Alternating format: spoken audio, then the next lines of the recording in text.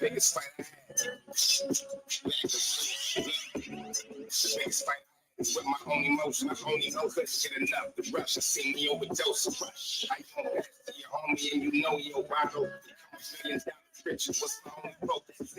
Set my passport now I'm global. Global. You strong, you so no one love you. Nobody. My race is both me and my only brother. Niggas shining over flags, I'm saying it's only colors. You need a round in the coldest gun. Turn on the news, another victim. So the ball is gone. Live office on my blanket, polo colors. Questions with his pistol, me, the homie stuck. Sacrifice the night, this shit got me red strips. I just want to go to rock this, and that's the best. Switch it up, keep it used. Sometimes you gotta stay. Me and Kobe, y'all got me sick. This trickle like a hockey stick. Shot me the same place that Bobby came. Uncle with the shotguns. I love my women chocolate. The biggest fight I had with my own emotion. Some of the biggest nights I had, me and my homies joke. My niggas, I hear they laugh when I cry, but shit don't no one knows. Fuck words from a soul poet. Biggest fight I had. It's like I with my own emotions. It's like it's like I with my own emotions. It's like I with my own emotions. In my shadow. The biggest fight I had was with my thoughts inside. They try to change they rapid before you start to fly. Me in the friendship, soon as they start to die. See, I hope they cross through my head awfully high. See my reflection as I'm getting older. I'm getting colder. See my tolerance for getting over. See, they getting closer. These niggas be my shoulders. Stepping culture for the nights before that pull out sofa. For real, I got a chance of these boogies down in the buggies. Let them supply with shit after rugby. That nigga love us, and I love them back. So they're speaking much, you know how life do. With smoking blacks, niggas so ratchet and mixed with hash. Fuck my head up, saying rest in peace next to your name, dog. All my niggas that left me forever, I claim y'all. Fuck my head up, saying rest in peace next to your name, dog. All my niggas that left me forever, I claim y'all.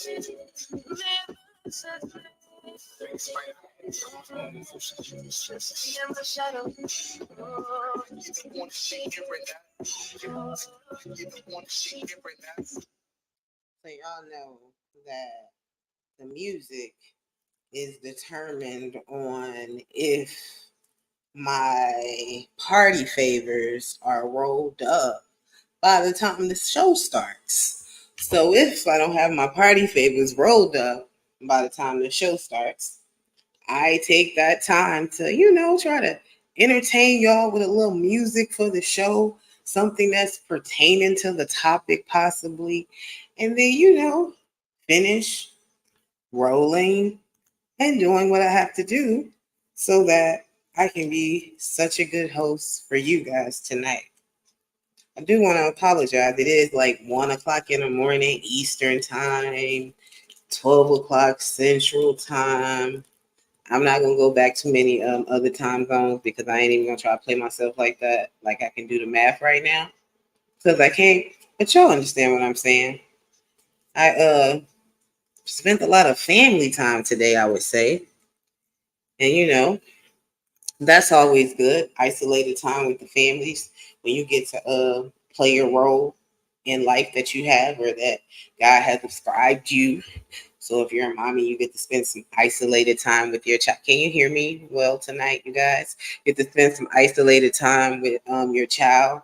Then if you're a partner, a wife, a husband, get to spend some isolated, alone time with them. It's always good. And then when the next day comes, you can spend it all together as a whole family because you've watered the grass over here and you watered the grass over here. Why hush? Lionel says family time isn't always good. I understand that. I would say that families aren't always good as well. So just because people are our blood doesn't mean they love us the way we supposed to. So I always say this about the family that you create, in my opinion. So step out, create a family, find a wife, find a husband, find a partner, have some kids, and create your family and that love that some of us seek or need or just want to pass on, the same love that we was given. And hopefully it's fulfilling and enriching to someone else. Mr. Family Time isn't always good. But yeah, I was able to spend some family time. So I'm looking forward to tomorrow because then it's supposed to be like a whole family thingy. But yeah, that was cool. Went to go see the movie Inside Out. Inside Out too. So, for those who have kids, nieces, nephews, and if you just like Pixar and kid movies, then Inside Out 2 is it for you. Like, it is the bomb. Inside 1 was good too. It's about emotions. This little kid who has like all these different kind of emotions, or she's growing into herself and learning emotions. And then she was like, I think 4 or 5 about 10 years ago. So 10 years later, the movie is set where now she's 14. So she's learning like new emotions. And I don't want to spoil it for you guys, but there are like 4 new emotions that she learns and stuff like that, or that she's dealing with. So I think that the movie is so cool because the emotions are shown inside her head. They try to get to the back of her mind. They try to get to herself, her ego. When they show these particular emotions, they show them and illustrate them really well. So it helps kids, like, excuse me, you guys. It helps the kids relate to some of the feelings and things that they go through. So I thought that that was very, very interesting. They had this new emotion. I ain't gonna even try to play myself tonight and tell y'all the name, but I am gonna speak on it really fast. Like, it's called a new E. Well, in the movie they called it or Riri. I think it was called like Riri or something like that. It was called New not emotion. Hold on, give me. Okay, it's ENNUI emotion, and it says the French word ENNUI. So maybe that's Enoir, because it says the French word describes a feeling that combines tiredness and boredom. So in the movie, this character was laid out and lethargic at times. Hey, 7 still, thank you for joining.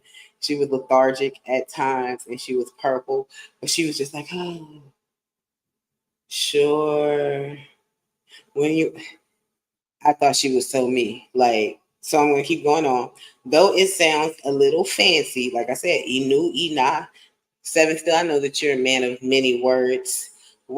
How do you say the word the word ENNUI? Enu? Enoy? And it says it's a French word, so y'all help me. Y'all can phonetically put it in the chat. So it says Enoy is one version of the blase. Though it sounds a little fancy, maybe because it comes from the French, ennui is a common feeling that everybody experiences. Being bored and tired, school and work feel lots of people with ennui. Oh, okay, so it's just been you're stumped. Okay, it's just being dog face tired. That's what I'm getting from it, and not being able to find other things to do or channel that energy or something. Yeah, it says, what is the feeling? Weariness and dissatisfaction, boredom. In reaction to that, he was feeling after working for 12 years in the unchallenged. Okay, yeah. So basically, bored in the things that you're doing in life. Bored being a student, a family person, all of that. Like, wow, and tired. But it doesn't say that it's a good emotion or a bad emotion. Like, what do you think? It says the mood is diffuse restlessness. Well, then I guess so. If you're not able to rest your mind, rest your body, rest your weary spirits, all those things. Yeah. So we spent a lot of time together today, me and the cat. We went to the movies, me and my boo thing, rode around the city and the towns and saw different monuments and landmarks. So that was great. But the movie was supposed to start at 7:15 when we somber. Okay. And when we got there, they ain't had no more seats. So we had to wait till the next showing for 9 o'clock, me and my little B. So we waited for 9 and it was already like 7:15, y'all. So the whole time she jumping up and down, when it's gonna start? When it's gonna start? I'm like, girl, we got a whole hour and a half. They said we could come back at 8:30. So I'm like, let's go walk around and go to CBS. I try to spend some time up in there. She said, when it's gonna start? When it's gonna start? I'm ready to go, I'm ready to go. Calm down. I'm just so excited. I'm just so excited. And it's just causing a rare in me, like, yo, chill out. Like the movie gonna start. So eventually we finish all that stuff. I'm just trying to do shit so the time can go by just to, calm her, tire her out. So then we go to the bank, of course, and then from the bank, go back to the movie theater. Now it's 8:15. Ma, how much time we have? How much time we have? Let's do the math, Bella. 8:15. It's 15 more minutes. She's like, and you think that, and you really think that that's fast? Because I told her we don't have that much longer to work. Wait, she was like, so you don't think that 15 minutes is long? No, it was 7:15. But trying to tell it to a kid is like, and then sometimes I'm like, yo, I just really need to stop. I just really need to stop. So now we're sitting there, and now it's 8:17, and she's like, "Ma, how much time we have left? Like, is it about to start? I'm so excited. I'm so excited."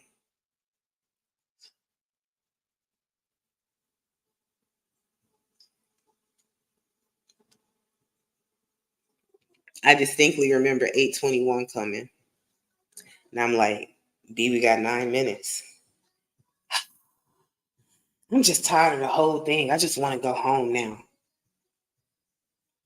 Let me tell y'all something. This is my daughter, and I bought the tickets. And for the first time in my life, I felt like, I guess, what some men may feel like when you done spent all this money to buy some tickets, just buy some tickets to get into the movie theater. You ain't bought the food yet. You ain't bought the drinks yet. You just bought the tickets to get up in there. And however you refer to your beautiful queens in your life, may they be black or white, but however you refer to your beautiful queens, my little munchkin was, I'm ready to go. 9 minutes. I'm ready to go. I don't even want to be here. So I said it, and I probably shouldn't have said it. I was like, well, can you give me my $42 back? If you ready to go, I need my $42. $42 back. Because, in my head, I'm thinking, I ain't really, really want to be here. But I did it because I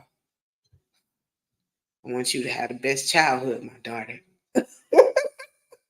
Lionel, hush.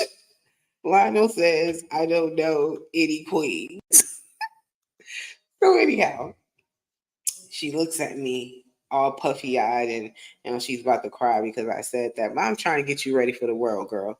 So for the first time, I felt like the guy. Like, and I just say that because, I haven't bought too many meals for men. And normally in my past life, men would pay for meals and, all the leisure things and all of those things. So now I'm entertaining my kid and, it's the summertime. So, it's going to be more and more things that she's going to want to go to. I got to entertain her with that. Not only do we get inside the movie theater, and it's like the one where you eat food and lay out and all that stuff. So the tickets was $42. And the bill was $75. What in there is no way. A kid? For a kid? Like, Got a $2 discount though because it was like the big show and the whole kid setting. So if you go there with all the kids, you get a discount. So $2 discount. I mean, I guess it's something, but payers can't be choosy. I guess $75, 75 fucking dollars for popcorn, food, drinks, entrees like pizza, 3 slices. Like, oh no, never again.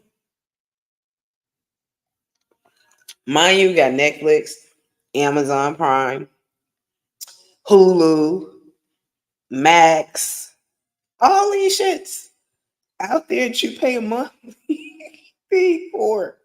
And they even show movies. You just got to be patient, and wait. I read the article before I went to the movies.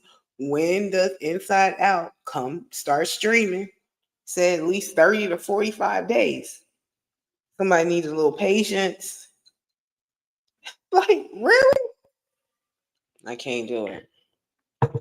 But anyway, thank you for joining me this late night, early morning, late Saturday night, early morning, Sunday at the Reason with Roz. I am Roz, and I appreciate each and every one of y'all up with me tonight. If you have not hit the like, please hit the like. If you have not shared the live, please share the live. Um, if you like the things that you hear and want to join the conversation, the link will be dropped in the chat, and you definitely can hit the link at any time and join the conversation. This is a grown up environment, a peaceful environment, a chakra environment. And over here, we partake in a little festivities. So, whatever your vice is, I don't promote tobacco use or any hard drugs or anything like that because that ain't me. But whatever your vice is, please do it responsibly. Don't hit the panel being belligerent, cussing people out, and calling folks NIGG.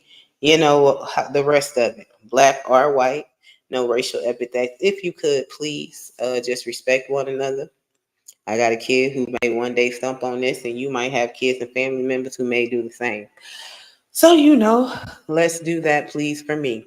Now, there are some people who I support, and I always support them, and I think they heavily support me. They are out here in this YouTube land, and their shows are actually on right now. So, if you do not know, this might be risky. Go there, subscribe. Child Listen Podcast. Go there, subscribe. AKA Here for the Tea and Mo Love. Also, you have Midlife Bro Logic. What's up? Moses. Haven't seen him around lately, but definitely click on his chat. He talks about a lot of stuff. He's a Libra man, so he loves to talk. He loves sports, and he's from Dallas, so make sure you guys jump on him. The Seven Still story, you guys, he all see in the chat. Also, he also has a YouTube channel, and he doesn't do lives or anything right now, but he puts shorts on there and different things as far as like fitness and music and a lot of entertainment. So if y'all stumble across that, make sure you subscribe to that too and give his videos some likes because he puts a lot of work into it. So salute to you, Seven Still, for that. Yeah, who else did I forget to mention? Hope I didn't forget to mention anybody else. I also want to thank everybody who sent me cash apps last night. I think I completely forgot to thank some people. And then also towards the end of the show, when I cut the live off, I got some cash apps. And, I ain't no chincha person. I'm very grateful for everything that God bestows upon me. So I want to thank each and every one of you guys who sent me cash apps last night. It is greatly appreciated. And I thank you for wanting to share a gift with me because you're feeling entertained in such a way. So that means a lot to me. Besides that, my cash app is RiseGirl37. If you want to send donations, if you want to subscribe to my Instagram channel, that is also RiseGirl37. Um, that is it for now. Let's see who we have in the chat. I see Lionel. Thank you, Lionel, for joining. Lionel's always here and he's always supportive. Thank you so much. Lionel says family time isn't always good. If you guys wasn't here, I was speaking on family time. I spoke to Seven, but I'm gonna say, hey, Seven, to him again. You guys were commenting. Joshua, thank you so much, Joshua, for joining. Good evening to you as well. I think it's really late, so I'm hoping some people will creep in. And also, I seen like a bunch of shows on. I seen Coon and Ask John Gat over there. I saw Here for the Tea over at that show. I definitely would tell people to go there. I see This Might Be Risky on as well.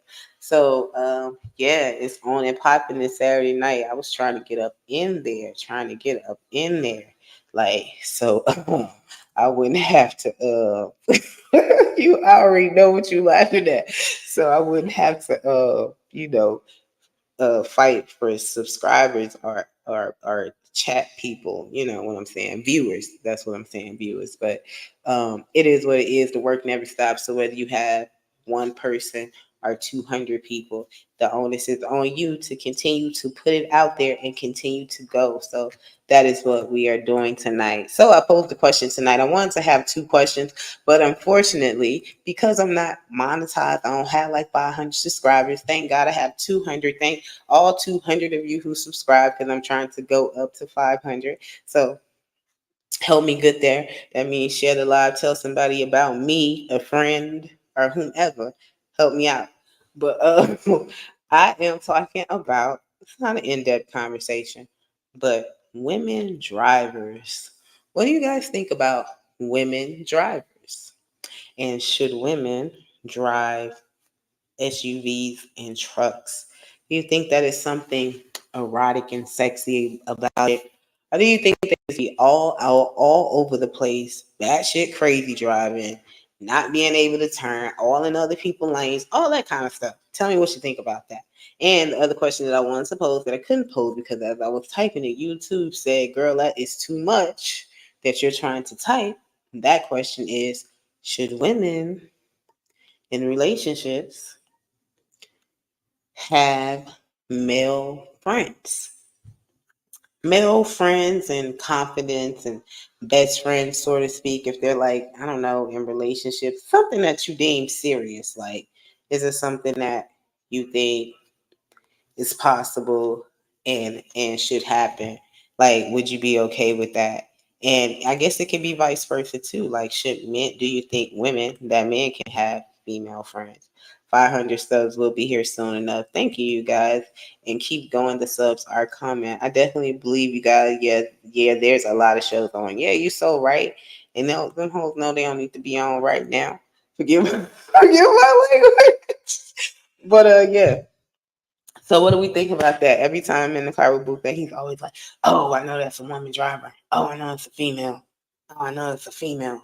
And then as soon as you turn around to be a female, and she's like trying to park, she's trying to get into the thing. Like I've seen women like go in to the parking space and come all the way out in the middle of the street and go back in 2 and 3 times, like in a row, and never get it right. And then who's ever on the passenger side gets out and has to walk on the other side. And the woman driver gives up the seat, gives up the wheel, so the dude or whomever can park. Now, I'm not gonna hate on them. I'm not even gonna laugh at them because that's definitely me. Like I can't do it. Like I'm like driving up to the parking space and I'm getting out the car, and it's like you already know what to do. Like I can't. Why we want to make me try to do that? Why do we want to take the risk of me running to the tires up to the curve, possibly hitting a car in the front with the back of the car? Like, why do we want to take that chance? So it's just better for me to make the trip all the way there and just know what to do when it's time to park. Then if I can't park, I'm gonna drive all the way around and keep on driving because I'm from Texas until I can find somewhere to park where you can just roll up in that bitch. Just roll up in the parking space, like with the lines and the flat surface, and you ain't trying to wiggle and all of that. That's me.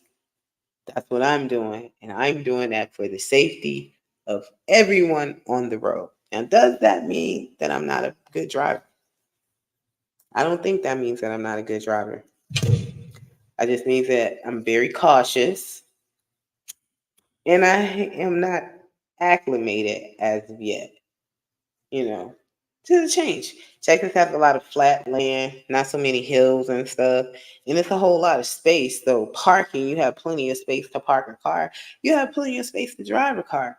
And up north in these East Coast places, excuse me, I don't want to be so rude by flicking the lighter, but you know how it goes, y'all. This is the time of the show that if you have something that you would want to flick and light, go ahead and do that. If you have drinks, bring them out to the party. And you guys, let's get into it.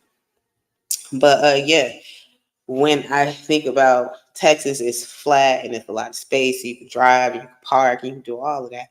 And women down in Texas driving big trucks. They driving trucks, they driving SUVs, and they stepping out like on a big girl time. No issues there. Maybe it's because there we have so much space. What do you guys think? What do you think about women drivers? It look like I know Lionel's up in here somewhere. I know he gonna have something to say about some women drivers. One second, you guys, if you don't mind, I need to have a brief intermission in the party because I have to get an ashtray. But I'm still here, and I can hear you guys saying nothing while I continue to speak because that's my job right now.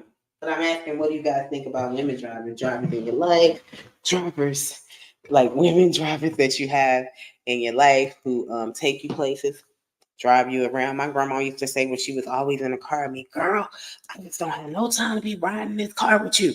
But I'll be turning all around, trying to like grab. At that time, back in the day when my grandma was alive, I had a whole book of CDs that would sit at the bottom of the car. I would drive her back and forth to the casino. So as I'm driving, I'm leaning all down, picking CDs up, flicking them in the CD player. I'm turning all around. She used to say, girl, your neck turns all the way around. I ain't never seen nobody neck spin like that. Nobody head spin on their neck because they would say I'm so nosy. But all that while driving. Some would say that's dangerous. I would say I'm being aware of my surroundings and making sure that all the other drivers are safe. But I haven't driven like big trucks myself, so to speak. Like the only truck I ever drove, my dad had trucks. My dad had a couple of trucks, and I haven't driven his trucks like on the road or anything. Like as far as like long miles, probably going to the mailbox or the grocery store, but like for some distance on the freeway. No, I'm like totally afraid. Um, I feel like the car is like too big for me. So I can't really like maneuver in it myself. And it just seems like it's just a whole lot of weight that I'm carrying and it's just all behind me. So I salute the women bus drivers, the women truck drivers and all that because it's a job that I can't do. I don't think that it's a manly job, like just driving, so to speak. I don't think just driving is a manly job. But it's definitely not something that I can do. I see you guys in the chat speaking. Lionel's laughing. And Joshua said, I have no problems with women driving, but that's just my experience. And Lionel says, I have female friends. They are the main ones who are getting tickets, accidents, $500 insurance. Just saying. Yeah, like that's the only time I went to jail. I went to jail a couple of times and it was always for tickets. Lying. It was one incident, not for tickets, but it was always for tickets, the majority of them. Tickets, not showing up for court for the tickets because we defiant, immature, and irresponsible. And what else? Then you don't show up, so now I get another ticket for not appearing in court. So now I'm just spooked driving around the whole goddamn city. Cause like if I get stopped, oh, I ain't come to court. You know, yeah, I already got a warrant out for that. Then you got a warrant out because you didn't have insurance. So now they definitely gonna press you to be like, do you have insurance? Then you got a warrant out for not paying your speeding ticket. So the whole time, and every time they arrested me, I was messed up just like that the whole time. The whole time. But granted, I'm an older woman now. I'm a little bit more mature, but that had nothing to do with my driving at all. Once again, That in turn just had to do with my irresponsibility. Now, when it comes to semi trucks, I've seen some wild shit, but I don't know if it was a woman or a man. Joshua says. Lionel says they are the main ones with warrants and it's related. I just said that, like, you get on my nerves. Josh was laughing. And they are the main ones with suspended licenses because they're driving. Yes, God. I would say that Lionel tonight, you may be on to something. Um, I have had at one point my license suspended also for driving. And I had to get that straight. You know, like you just don't want to be a grown person and you can't get a driver's license. Like that's really terrible. So I had to get my stuff together. But I'm like spooked when in Texas, I used to be spooked to drive because I know that I was doing all the wrong shit as far as like not like having like meeting like up to standards with credentials and shit. Just I'm lazy. Like I just didn't have the time to do it.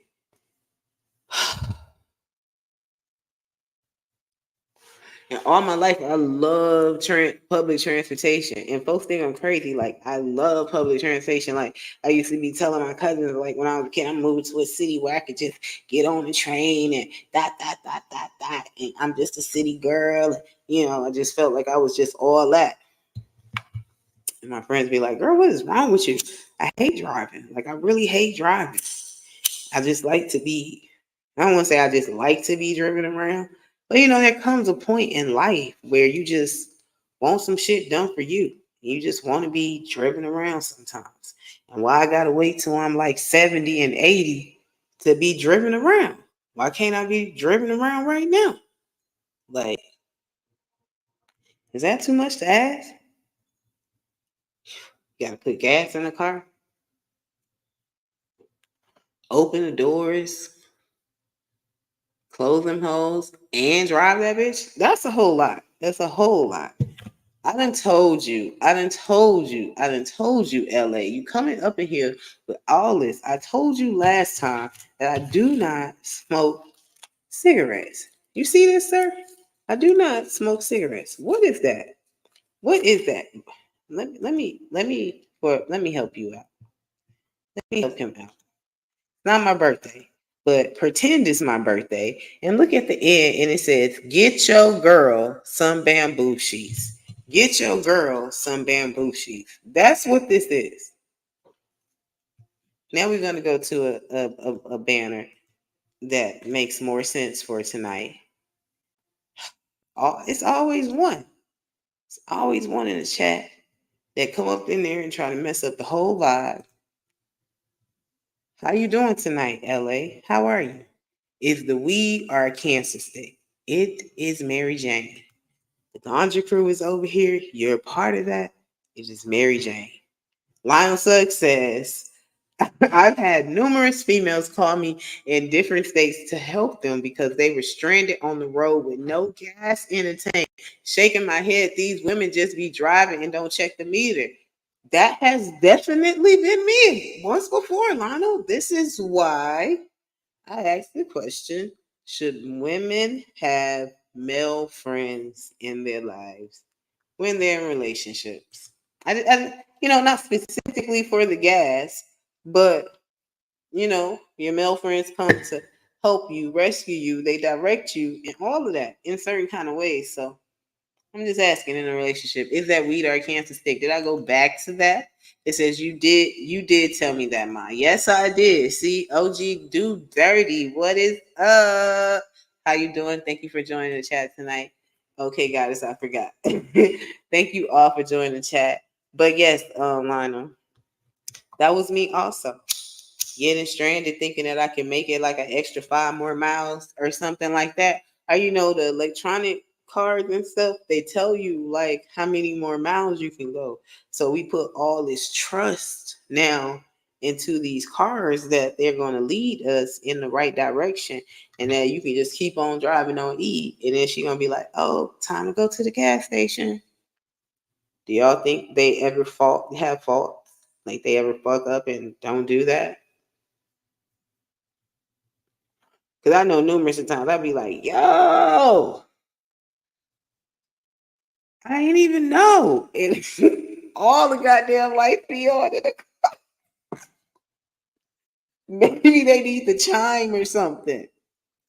Or maybe they need to talk because I don't even know sometimes. It says, yes, women should have some male friends.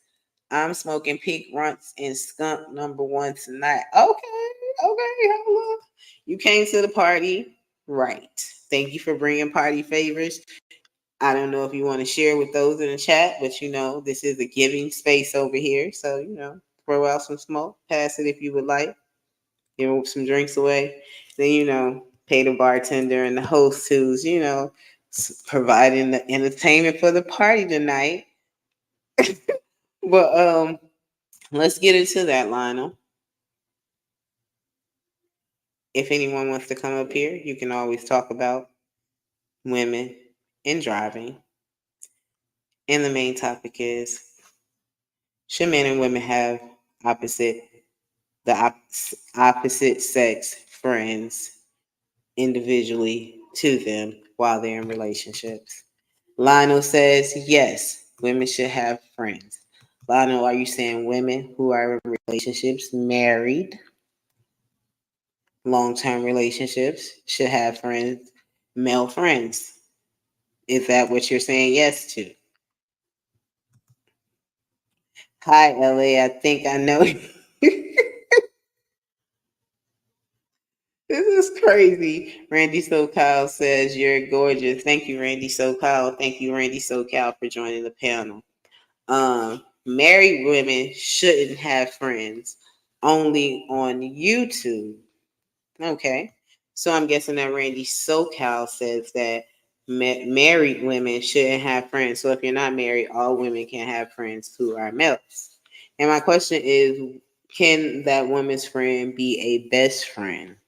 And what is it that the best friend does for that person? And should you, once you're in these relationships, develop that best friend relationship with your partners?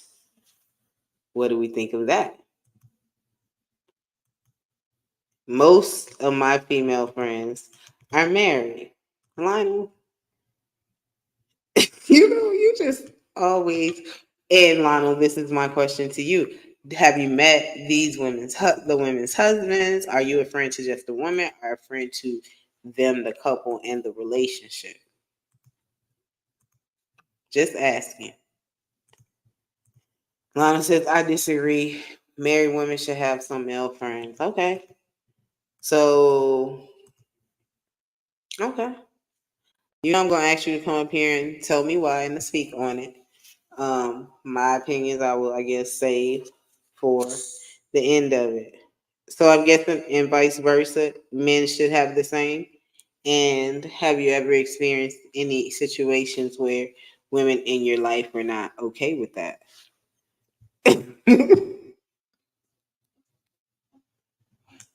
Yeah, I don't know. I don't know. I really don't know. I'm about to bring you up, so if you don't want to be on the show your face, you can put your camera down now.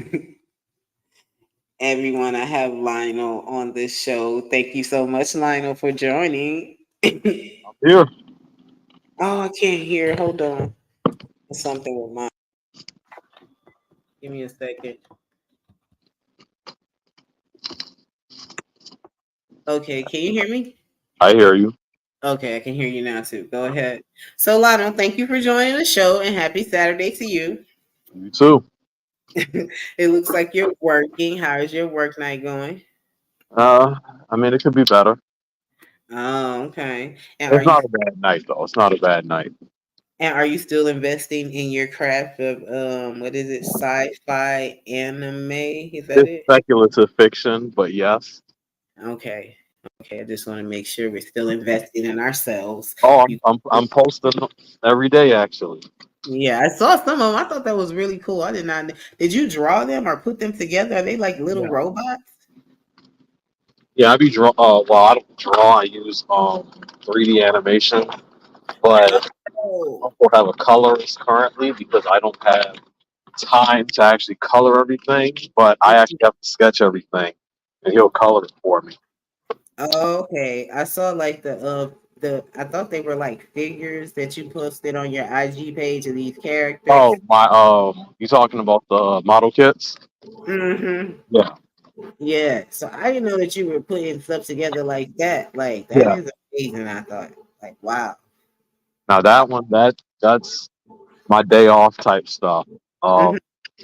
Some takes 8 hours, some take 16. Mm-hmm. Because I have to paint it, I got to sand it, I got Mm-hmm. to just do a lot of stuff to get them to come out. And I've been working with LEDs to light them up. So Mm-hmm. working with batteries and smoldering, trying to get that together. Oh, okay. Thank you for sharing that. I'm really interested in those things. My daughter loves to draw. She loves anime. She loves to draw characters and stuff. So every time we come across art and things like that, I try to continue to encourage her to.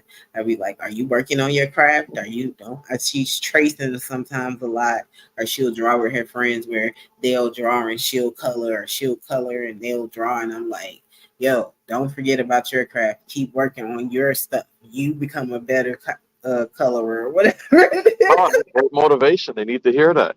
Yeah, so that's why I love to ask you because I see I look at it completely different than what it was at one time for me, like art and all that type of stuff, just because of the amazement that she gets from it. So I appreciate it.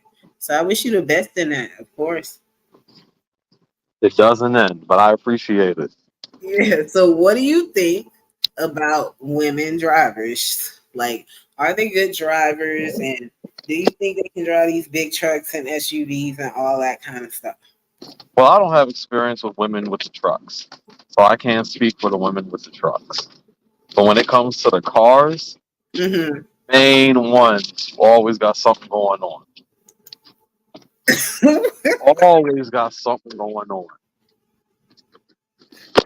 Like, calm down. Everything doesn't have to be a rush. Mm-hmm. There's no way these women are constantly getting tickets because of their driving, but it is. And then they say it's not their fault. Yeah, like they don't for time sometimes they don't know. Women are always in a rush, most times late for work, trying to drop kids off, do all this kind of stuff.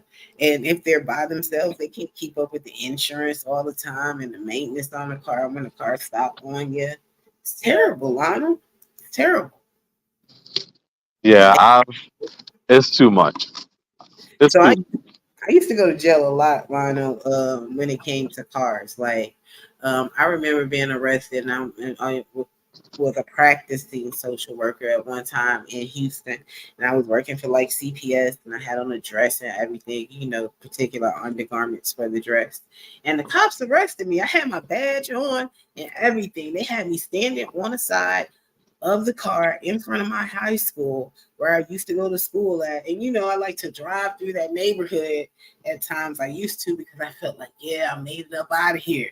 Then them hoes pulled me over and arrested me for a ticket. And that was a warrant. All in a dress with a badge on. I'm thinking like, oh no, I don't have no orange garments to go to jail. Damn. It was terrible. And I just kept saying, y'all can let me go. Y'all can let me go. Got arrested again on like Christmas Eve for like 3 or 4 tickets. And through the little days of Christmas Eve, like 23rd, 24th. Now I want to say 22nd, 23rd, 24th. They took me from one jail to another to like sit out the different tickets in the counties. And like me, like I said, I think I said it once before, me and my cousins, we would know we have tickets. And one time in Houston, at one time, you could just go sit it out, like however much the tickets cost. If it was like $400, $500, it'd be like $100 a day or something. So we just set our mind to like go sit that shit out. But when they pull you over and you're not ready for that and you're not prepared for that, then it's a whole different story. But they have always been from driving, just not reckless driving, just not being in compliance. And that's what well, not exactly that, but that's generally what I do see. I have been pulled over with numerous women, and it's always because your license is suspended. There's a warrant out because of some driving situation, something wrong with the car, you were speeding. It's always something. Yeah, the cop told me that I was prohibited from the toll roads in Houston. Like I had like over to the like $4,000 something dollars worth of toll tickets, and I got pulled over. And he was like, "Do you know you're not supposed to be on the toll?" I was like, "No, sir, I had no idea." He's like, "You are prohibited from driving on the toll road." I was like, "Oh, they about to take me to jail." No, I hear it. Like, just take the car, park it, and don't drive anywhere until your court date. Like don't even drive that date, of course. Like, just figure that shit out. Like, it was terrible. It was really terrible. Terrible. So I vowed to get my life together and never go to jail again for a ticket. Understandable. Yeah. So I've been a I don't good. think, but I don't think women shouldn't drive, but they do have the most problems when it comes to driving from what I've seen. Yeah. Why is that? Do you think our attention spans are too short or something while we're driving? I can't even tell you. I Mm-hmm. honestly can't tell you. Mm. But y'all need to fix that. Y'all need to fix out of control. Randy says on social media, married people can be friends and have conversations and call each other on social media. I'm talking about people you don't know offline.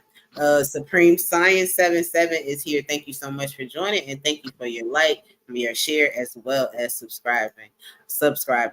Randy SoCal, I mean, off social media. He's talking about the friend conversation that we're going to get into, and he says that's a waste of time taking people to jail for traffic tickets. I totally agree, Randy. Like, that's out of control. No, I y'all gotta learn. Y'all gotta learn. look at you. See, I should know who I'm talking to. You the one who will fire somebody in a hot minute. Yes. Hot minute. If they not doing their job, and no, we don't give graces. We're not giving a training program. We're not giving no probation I day. already trained you. So if you didn't get it the first time, I don't got time to go back over that. That just means you're not paying attention. I understand. You hilarious. So the other topic tonight is, should women have male friends and should men have female friends while in serious relationships? What do you think about that, Mr. Lyon? So I'm gonna have to explain it a bit. Okay, Yes, yes. Ultimately, I understand the issues and the worries that people have, but I've also had a mother who's had several male friends that she's never slept with, and one of the, she built a business with one of them, and then others they were just basically there for support because, well, the men she did have, they were trash. I'm gonna be honest. so they would be there for what kind of support? Like emotional support? You can say emotional support, just her getting advice. Mm-hmm. You Okay. know, I have friends too. I have female friends. They're generally all of them, for the most part, maybe not, maybe two are not. So let me think. Out of 15 girls, two aren't married, and they've all come to talk to me. And I know all of them in real life, but they've all come to talk to me because they've had issues with their men, trying to get a perspective from them because they feel like these dudes ain't listening. So I would try to give them some advice to be like, well, maybe you're not the one listening. Are you not hearing what he's saying? Or, just try to give them that feedback that they can't get from their man because they don't want to feel like a burden to them. And I have heard that a lot, that they feel like a burden. So they would ask someone like me, one of their male friends, how should they come about this? What should they do? Or what can they do to ease the conversation, ease the tension? So I'd give them advice. I think that's very noble of you, Lionel. Do you think at all these women are not by any way violating the trust that they have in their relationships with their partner by coming to you and disclosing the things that he's doing or saying and stuff to her. I guess it depends on how they set their foundation. If they set their foundation a certain way, then yes, if that's part of it. But if they didn't set their foundation like that, then no, that was never established. And all of these women, I've known them years before they met any of their men. Mm-hmm. Okay. Now, have you met these women's boyfriends? Like, do they? No, physically, I've not met these guys, but Okay. some have talked to me, mainly because the girl would throw me into the conversation with 'em. Uh-huh. Okay. And ultimately, do they always want to know of you or about you? The man. Not personally. Like they don't ask me questions like that. But from Like, that female friend, like, do they want to know, like, what's the relationship with you guys? Like, why is he in your life? Like, do men ever seem to have a problem with the friendships you have with I'm sure they've I'm sure they've asked the girls questions. them? Nothing that they bring up to me though. Okay. And would you ever feel some kind of way if your friends left you alone because they wanted to honor or respect their partner? No, because I understand. I absolutely understand if it's looking if the guys feel insecure, if they feel disrespected, if they feel like they don't have a handle on their girl and their girl's in danger, and they trying to, you know, hey, you can't talk to him no more. Then I get it.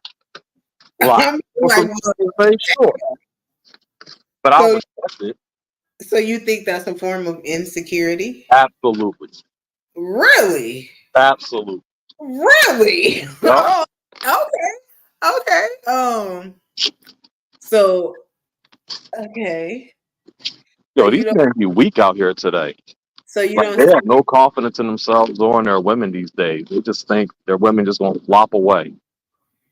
so you don't see that as like him mitigating risk, like, you know, like, as far as like keeping his eye on that friendship, like he knows that this man at any time could come on to his woman, and at times if he's not a great man or something, she could fall into his arms, or they You know, have it. you can't stop a woman from doing what she wants to do. If she's gonna step out, that's gonna be what she does. Like Mhm, it doesn't. I mean, it kind of doesn't matter how you're mitigating it because at any moment she could just pick up a stranger and step out. because There could people be a guy. want Go to ahead. do. I'm Huh? sorry. I said because people are going to do what they want to do. Exactly. People are gonna do what they're gonna do. Hmm. And we're in this era where, hell, having a stronghold on a female may not be the best thing you can do. I'm wondering, like, okay, damn. What can you elaborate on that a little bit more, please? Because these guys, they want to have a stronghold on these women. They want to be in control. Them That talking about mitigation is just them showing their insecurity. Clearly, they're not doing all they need to do as a man if they're afraid another man gonna come swoop in. so you basically feel that if they don't want the woman to have a friendship with the man, then they're insecure and they feel that their relationship is at risk, that their friend could take them from. Yup. Mm, okay. Now, as far as a woman is concerned, I mean, as far as a man is concerned, do you think he should be allowed to have female friends? Oh, absolutely. Oh, okay. And you feel that if a woman doesn't allow that, she's insecure as well. Yes. Mm. Wow, I can't believe it. But I can't believe it. Like, I am I serious. I mean, like, I'm a person who has had plenty of male friends, like plenty of male friends. I had brothers, of course, and then my uncles. So I've just always been like a tomboy. I've always been the girl who smoked, and I hate to say those little things, but grew up like that. And like my male friends, because I was single for a very long time. They were like very supportive of me. They motivated me, encouraged me, supported me in ways.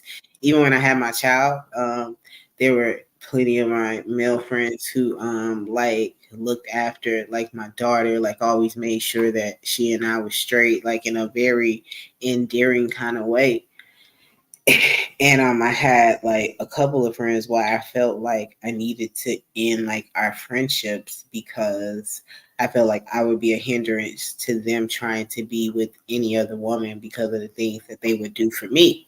And though it was totally platonic, I felt like maybe for him, because of what I thought of a man, they were doing that with you know, some intentions or hopes of having more than anything.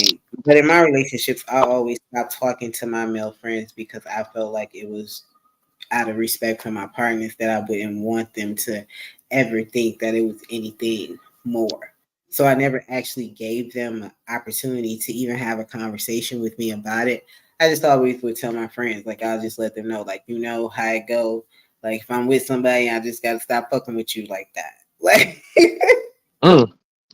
yeah. And I say that, and what brought this up is because in the process of that, I lost like two male friends, like two best friends. I'm sorry. And one was a best friend who I had since I was like 14 years old, and I had like this long, in-depth conversation with him that we couldn't talk anymore. And he also felt like a certain kind of way about me, also. But he passed away, and the other friend of mine had passed away. He was shot and killed, and something like that. But they understood like why I had to have separation in the friendship. But I think about that a lot. And I think about going forward if I should change my stance on How did the man you was with feel about that? how did he feel about my friends dying. No, no, no. About you separating yourself from your friends because you was with him. He felt like he had no voice in that decision. He felt like he didn't push me to make that decision, and why would I make that decision was his thoughts or something like that if it ever came up, but he never asked me to do that. Not And bad.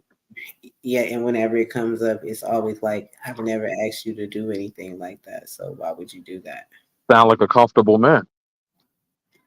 Yeah, I guess. I guess so. But yes, and yeah, you're right. I guess so. I mean, but you agree with that though. Like, I think that you should let. I think that you should let those situations go. Like, because I think that everything that you can get from your friends, you should be able to get from your partner, like conversations and From you one know person?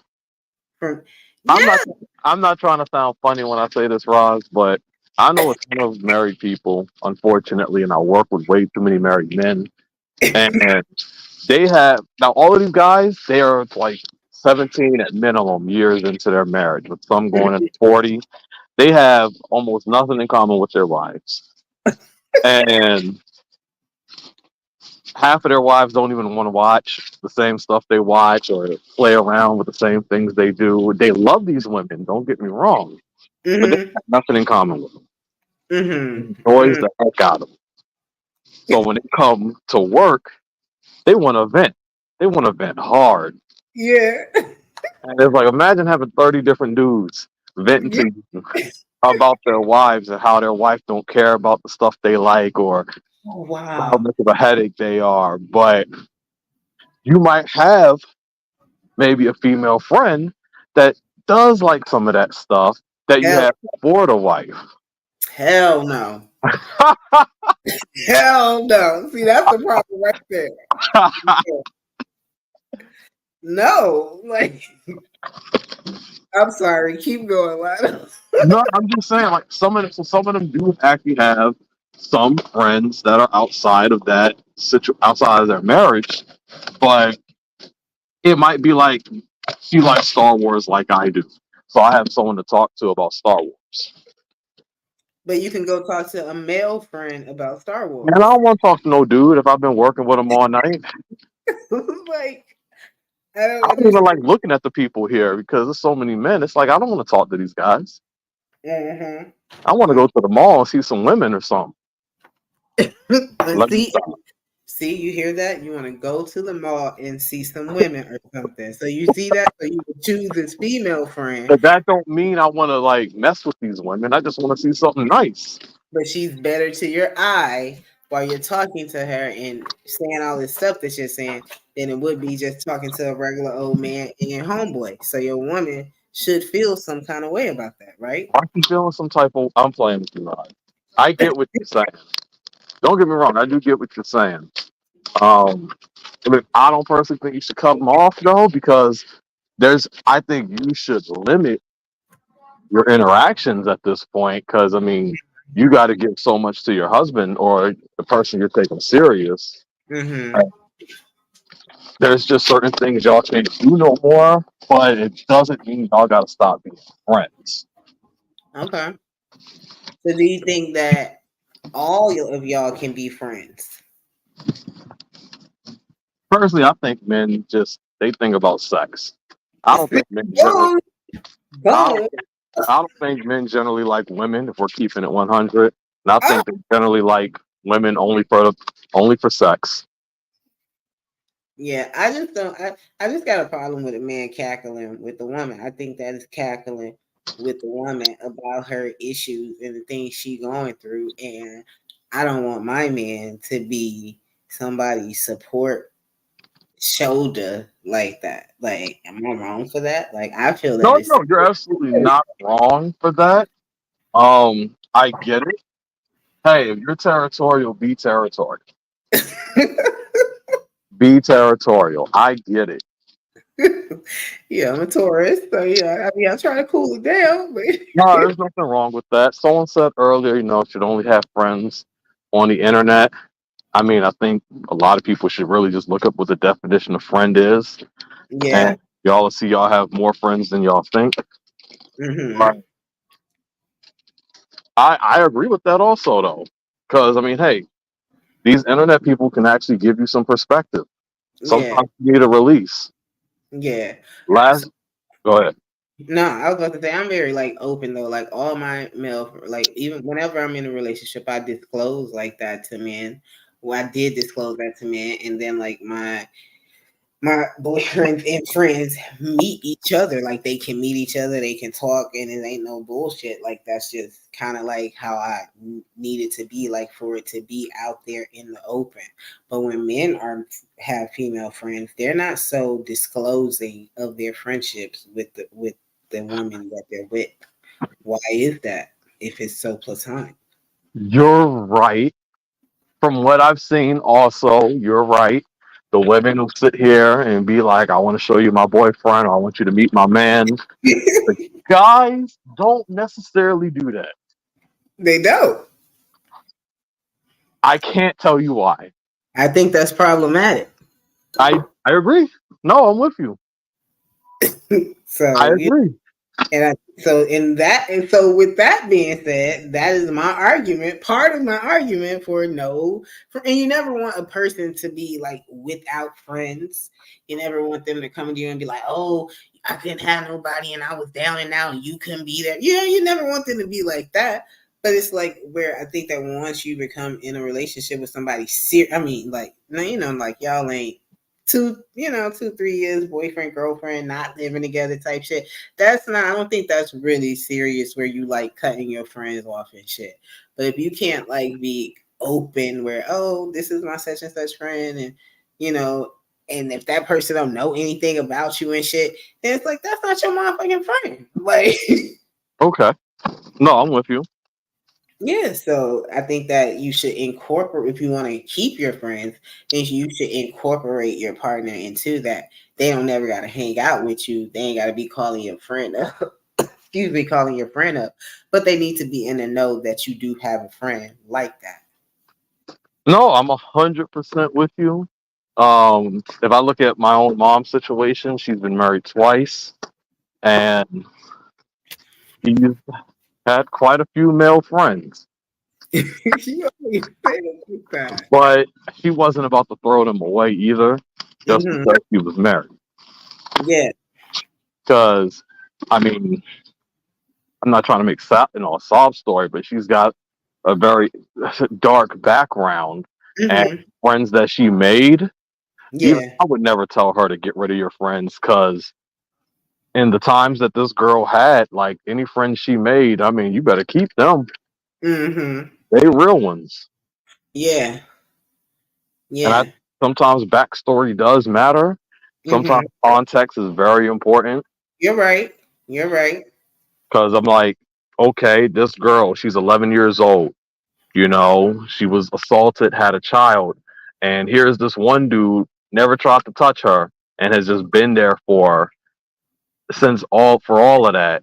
But now she get married, decade something later, she's supposed to cut him off. Yeah, that's a lot. That can be a lot. You're right. I wouldn't tell no girl to cut this dude off. Mm-hmm. Mm-hmm. I mean, I might want to talk to him, but cutting him off, nah, I couldn't make that choice. Mm-hmm. Yeah.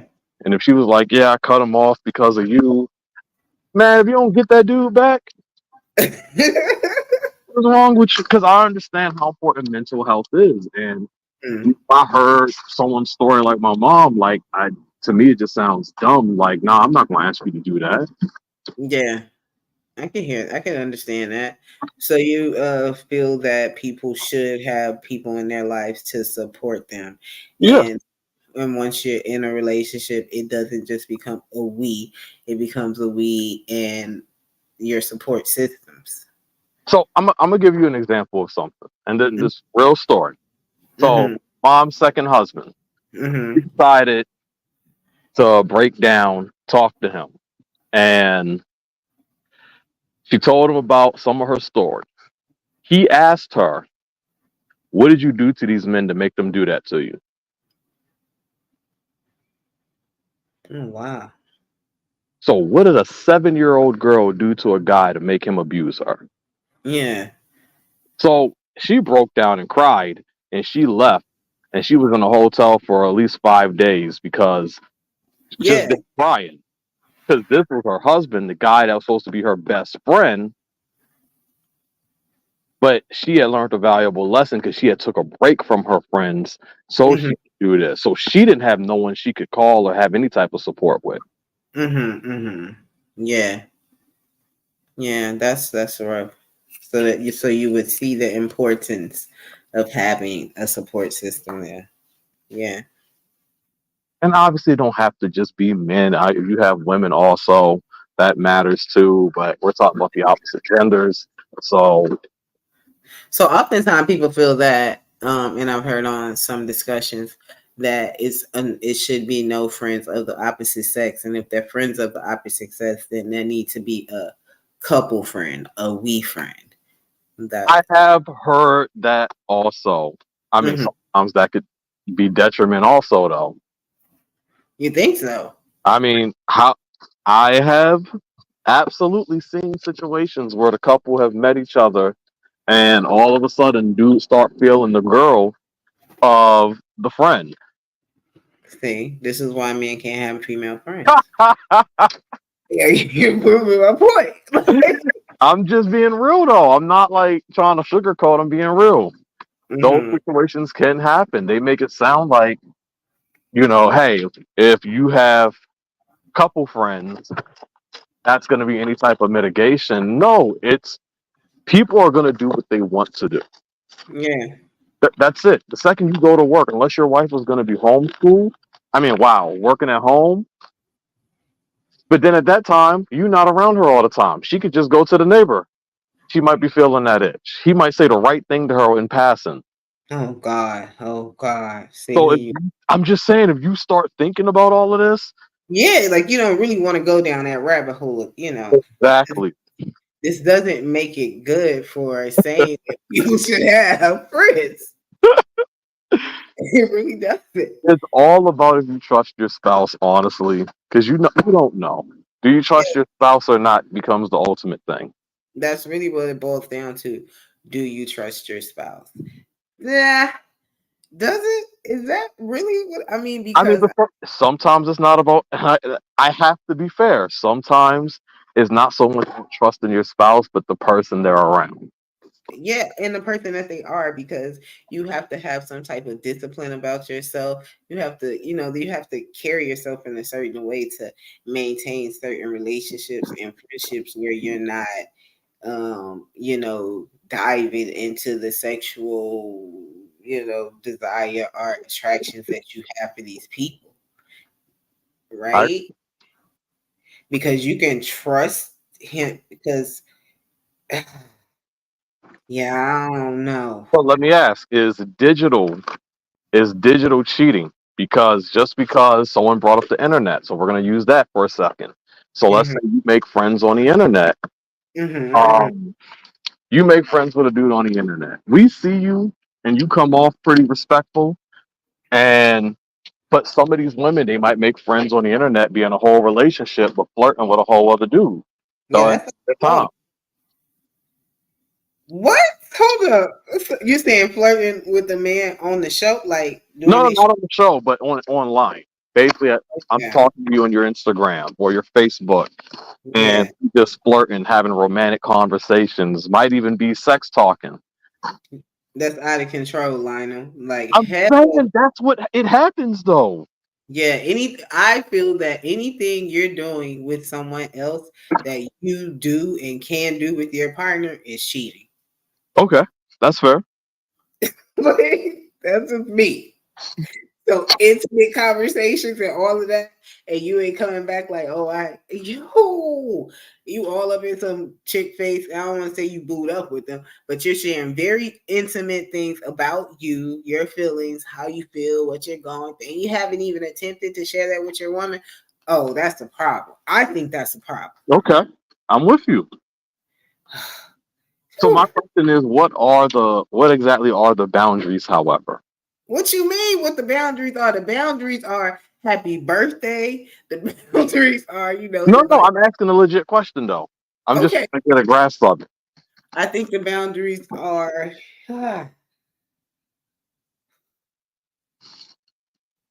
That's a really good question. But then that's what I'm asking. Like, so if you have a male friend, let's say you have a male friend, and Okay. let's say you have three male friends. These are dudes you've known 30 years, Okay. but you're now married, you got kids, you got your family. So we're not going to the movies. We're not going out to dinner unless my man coming with me.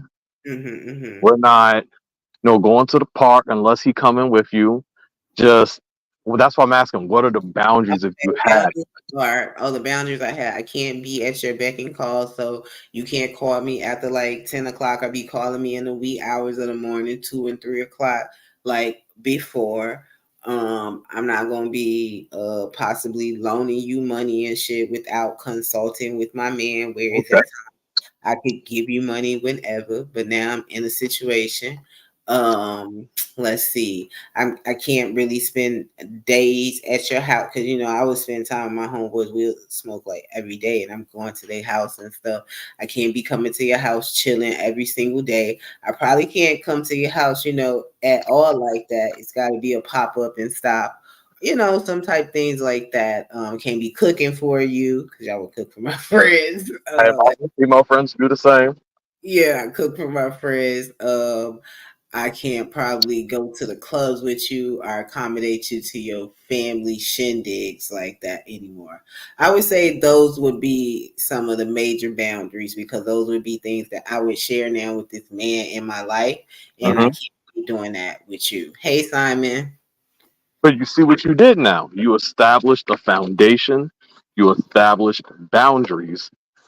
At this point, unless he crosses those boundaries, there's no Mm-hmm. reason to get rid of him. Now that you've established that foundation with your friend. Mm-hmm. Yeah, you're right.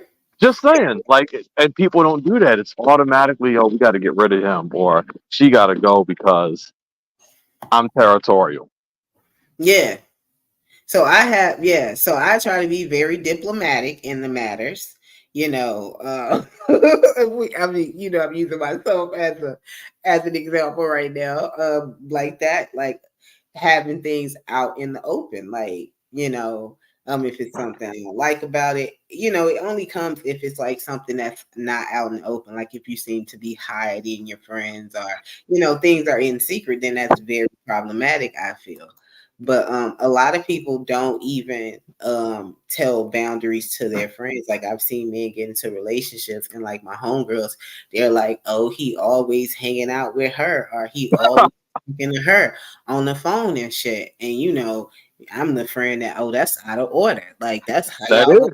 how y'all gonna get together if he always talking to her, or stuff like that.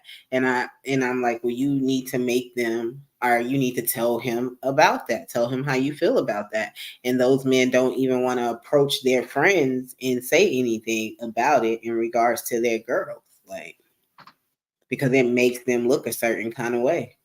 You got to be willing to make some. You got to be willing to make them look some type of way. Yeah, so I like it. There can be situations where women often feel like men value their friends more, their female friends more than they value them as their woman in their lives. That's because they do. Damn, Lord. Oh, well, you know I'm going to cut corners. Like, Let me go ahead and roll up a second. Simon, I'm gonna get you in on this, but let me hear what Simon got, what Lana has to say.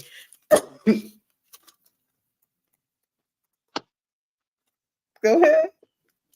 no, I'm just saying they do. Like, that's just the reality. They're.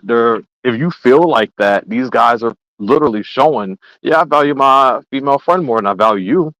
You just Yeah. the wife. You won't be here. Yeah, see, wow, wow, wow.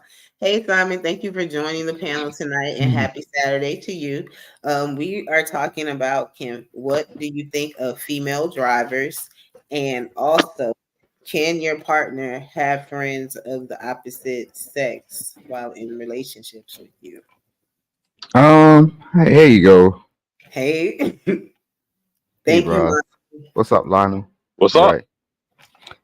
I don't know much about female drivers, to be honest, because um, I partake in activities that don't really involve driving too much. Like I'm not deep in the city like that. I find that people that are deep in the city need to drive. Everything is like a couple of yards away from me, whether it be like the shops, school system, um, horses, farms. Aren't like it's like literally like arm's reach because I put myself in that position. So I used to be in the city and I get that shit, but I don't do it anymore. It don't bother me like that. The secondary, what was you saying? What's the second question about? Do you think women in relationships and men in relationships can have friends of the opposite sex, best friends and things of that nature? Well, it depends how they move, man. Like I know ladies that are married and they're just not happy. You know what I'm saying? So when someone commits to somebody, they need to understand what they're doing. It's like because sometimes people like walk over that threshold and then it's cool for like 5 years and then they get bored. You know what I mean? And they're like they don't even know what the hell they did or committed to in the first place. So they could have best friends, nature, whatever. But really, right? What happens is like when you actually get involved with somebody that you actually love, that don't bother you. What It doesn't don't. bother you? Your Like friendship? all that other stuff. All you do, like when what happens is like you're involved with that person. Period. Like so this this single life, this extraordinary stuff that's going outside, the stuff that people pay attention to, majority of the time, that's just single people. Or they ain't even made their mind up about what the hell's going on. So that's what captures capitalism. Because most married couples don't operate like that. Like when I was married, none of this meant anything to me. And the funny thing is like I've recently got into a relationships, and the funny thing is, it's actually coming back. And I'm like, I'm literally backing away from all of this stuff again. So it's kind of interesting, It's like the way it makes your mind operate and function, your spirit and your soul. Like in terms of like we are social creatures. I get that. But the Mhm. fact of the matter is like you got to be very careful about how you deviate to another entity just because. So, Simon, do you think that males can have female friends and females can have male friends while in relationships? No. Okay. Thank you. I know I went around the world to cross the road, but that I was just saying. And can you and you said that you don't think they can because things can be very complicated? Well, check this out. If we got married tomorrow, you're not having male friends come around my house, right? I mean, Yeah. yeah, Yeah, yeah, yeah. Do you get that? Right? Do you want me to do it the quick way? like if you right, I mean, like No, no, because it'll be the same thing. Look, let's say this, right? We got married tomorrow, right? On day two, I brought a female around our house. Ain't you gonna be a bit confused? it's not happening. It's no Exactly. confusion. There you go. Well, there you go. There you go. But I'm thinking like that's out in the open from the get go. Nah, it's the same thing. Like you look, people want to do this stupid gameplay like we're a soap opera. We're not. We're human beings, okay? This is not something, some dramatization you see on the TV or on the internet. When it comes to us actually being physical and being real in our fucking presence, we take that seriously. Like deep down. You could like shut your mouth, zip your mouth, dress up, do all this stuff. Listen, bro. If I brought a female into your house and we were together yesterday, you will have an issue with it one way or another. You can't dress that up in any sort of shape. Like you might be like, oh, decorum, decorum time, decorum time, decorum time. But yet, when that female leaves, you're gonna pull me aside and go, yo, what was that all about? For real. What was that Okay, all about? Do you not so respect me? What? are you talking about like friends though? Like It friends? don't matter if it's a friend. You know it don't matter if it's a friend, girl, because you're figuring that out. It's like No, what is it does matter what now. does From friend mean? It experience, it does does matter. We're talking about can your partners have friends while you're in a relationship? Not like this. No. Why do you need a friend? What for? What for? What? Oh, I did give examples earlier. No. You're a sports player, Lionel. I know what you're about. Listen, bro. That's Look, funny. I don't play games. Like, and women don't play games like that. Every time a woman comes into your life, a woman's gonna check them. Don't even play. So here's Because the thing. they know what it's about. Like women don't play like that because I gave women an don't play games. example. Men do. Men will jump, skip, run around the track, twiddle their thumbs on the PlayStation game. Like women don't play like that. I At gave the an end of the day, example earlier yeah, about. it's a lazy example. I gave an example earlier about my mom, Yeah, of and course. That's your reach. my mom was 11 when Okay, she had me, I ain't and even gonna she had start a nothing. couple of friends I that was mean, around to okay. help her during those times. And when she eventually got married, I found it unreasonable that these would be the dudes that she just kicked out of her life because now she was married. All right. Why do you feel it? Why do you feel it was unreasonable if that's what she did? Because these guys have literally seen her homeless with a child, parentless, and they were there to basically help her, or in terms of some type of emotional support to help her while she tried to get through quite a lot of crap. Where brand new dude, not really so much in tune with that. Yeah, but people, However, these people, are bro. people that Like really had her back. Oh, it's kind of hard. Like yeah, I can't interpret my past. Like my mother, she was married twice. hmm You know what I'm saying? Like I don't know what went down. I was a kid. I can't interpret that as much as I want to. I can't. I mean, trying to figure out the past is one of the hardest things you could do, especially if it's personal. We have this whole issue just in terms of anything to do with the past. And I get what you're saying, bro, and it's kind of harsh. Um, But I mean, the only thing you can interpret from the past is what made the future, which is you. You're the future. You became somehow. Like regardless of the actions of the past of the person, you became. Like you're grown, right? You look. I don't know if that's your avatar, but you look kind of healthy, Yeah, right? that's me. Right there you go. Right, you know. So that's all you can take from it. Like the fact of because do you know how hard it is to grow a child? Do you know how much it takes? Do you know how much money you need to plow into that shit? Like my Oh, daughter, yeah. right? From the age of 6 months old, I had to bang out 25K a year. Period. That ain't even like that weren't the bills. That weren't like me feeding myself. That weren't me feeding my wife. 25K a year. That went on for 5 years of my life. Period. Now, we can misinterpret things and go, this happened, that happened. Listen, if someone raised you and you're healthy, praise them. Praise them. That's one of the hardest things to do on earth. That's why I don't mess around when these fools be on platforms trying to degrade women because that's hard, like really hard. It's like one of the and for you to actually come out of that envelope and then retrain yourself and retain yourself and put yourself back out there and go, yo, I am a person. Jesus Christ, that's the coming. You understand?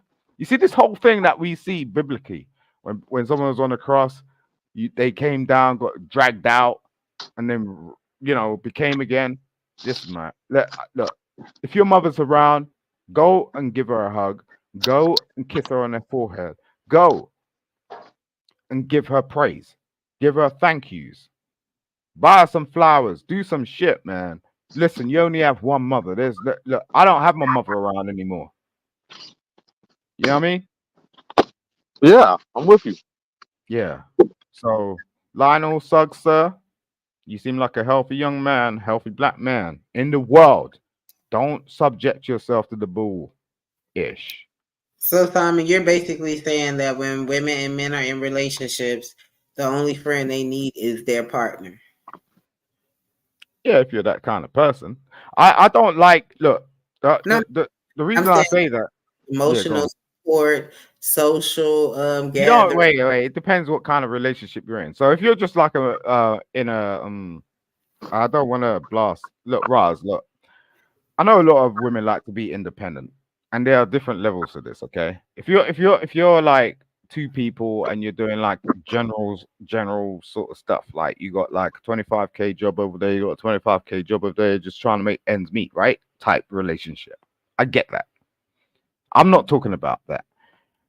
So I'm sorry, but you got to explain that to me too. What you're saying, people make a Right? lot of money. No, because I'm the type of guy. If you got in a relationship with me, you're not doing that. Like I'm taking you under my wing, right? Like I got my own businesses and shit. So it's like you're coming in and you're comfortable all of a sudden. That's all I'm talking about. So when I'm talking about friendships, it's like that's cool. I think people get friendships involved when they're doing mediocre stuff. And I'm not trying to be rude or anything, but everyone's still searching for something. Why do you need this in your life? Like at this, and I'm specifically speaking about our age range as well. We're not teenagers anymore. Do you know what I mean? Yeah, for me, this is my last punt. So it's like, listen, if I get into a relationship tomorrow, I don't want to hear about friendships. Like I don't. Do you? Like, do you know what I mean? It's like, no, we're gonna get committed. Like, right? Yeah, I'm planning our life. We want to go on holidays. I want to do a ski trip. I want to take a helicopter ride.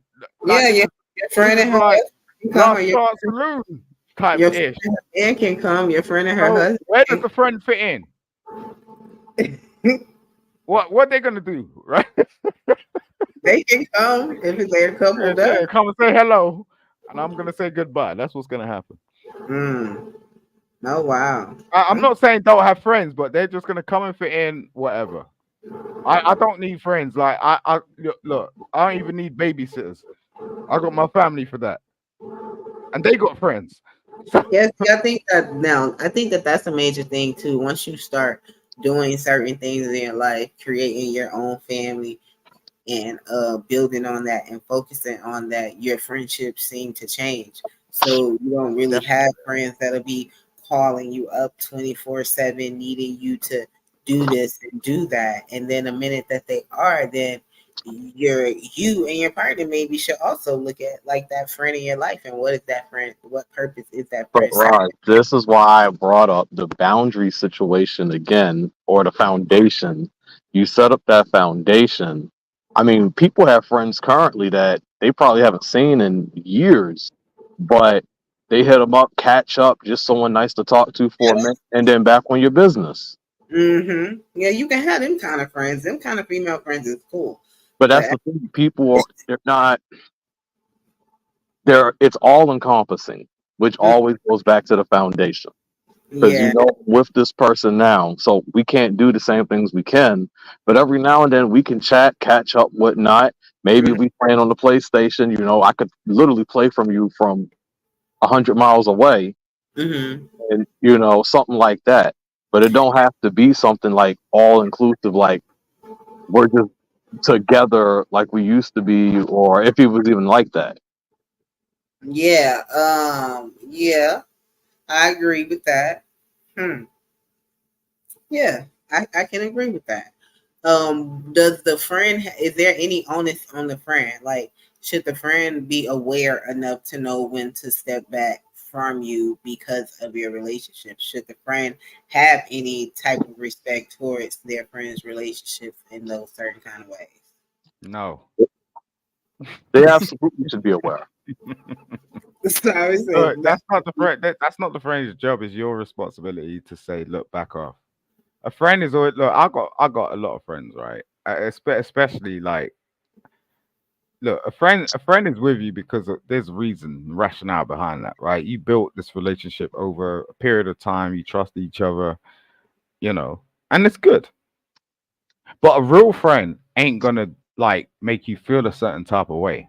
Yeah, Like you could push that button, right? I'm moving in a certain type of way. Like I met this person, it's cool, and they might like giggle about, oh ha ha ha, like I'll be at the wedding or whatever, la la la. Do you know what I mean? But they're still gonna be there. They're still gonna be the same That's a real friend.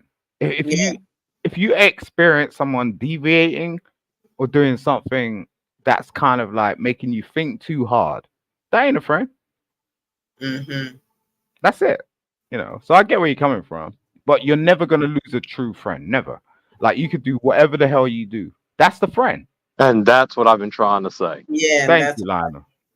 yeah, and I think that's why my friends understood those situations. Like, I never lost them or anything. I always could call them back at any time, but they respected me and respected my relationships enough to know where their role or purpose in my life had changed. And oftentimes, when it comes to a woman and a man having a friendship with a woman, I don't think that women really can see like that, and I don't think that men demand of their female friends to do that. They're kind of, because I just feel that, and when the man doesn't do that, my honest opinion is that man has other intentions with that quote unquote friend, or they want to have a door open for some other reason with that friend. Yeah, you're totally correct. You You are like, totally correct. I definitely thought y'all was gonna be like, nah, nah, nah. Nah, nah, nah. Wait, nah. Yeah, nah. It's facts. That's facts, man. Like at the end of the day, like you can feel that shit. If you're real, let's be honest, okay? Like it just depends on what you're trying to do. Look, people have this thing that we've forgotten. Um, in terms of just navigating the solar system. Okay. Like we do this stuff to ourselves. Like you want to become desensitized for some strange reason. When you damn well know when you can feel something. If someone like just does something slight, it's kind of interesting how you notice. if someone like taps you on the shoulder, it's kind of interesting how you flinch, right? This is basic premise. But everyone wants to forget this stuff, like, and just act like because we see stuffs in the movies, or someone wants to pull out a red carpet, want to put on a persona. We see like people in relationships like it's perfect. Nothing's perfect. Do you know what I mean? So what you got to do is reach for what happens and matters to you, because Yeah. that's all that's going on. Really, you have to come back to your house, your place, your space, and even if you don't have a house, it's going to be somewhere you feel Hmm. safe. Hmm. I've been in meetings like recently where they were talking about the big P, right? The big pandam, right? They're saying it was physical over the last from 2019 to now. Now we're living in a psychological pandemic. People have not actually got over this stuff. We're trying to act like we are because we want to get outside, because the shops are open, because everyone's like dilly dallying, and everyone's interacting all of a sudden. So it's making us think a certain type of way. Like, why ain't that me? Uh-huh.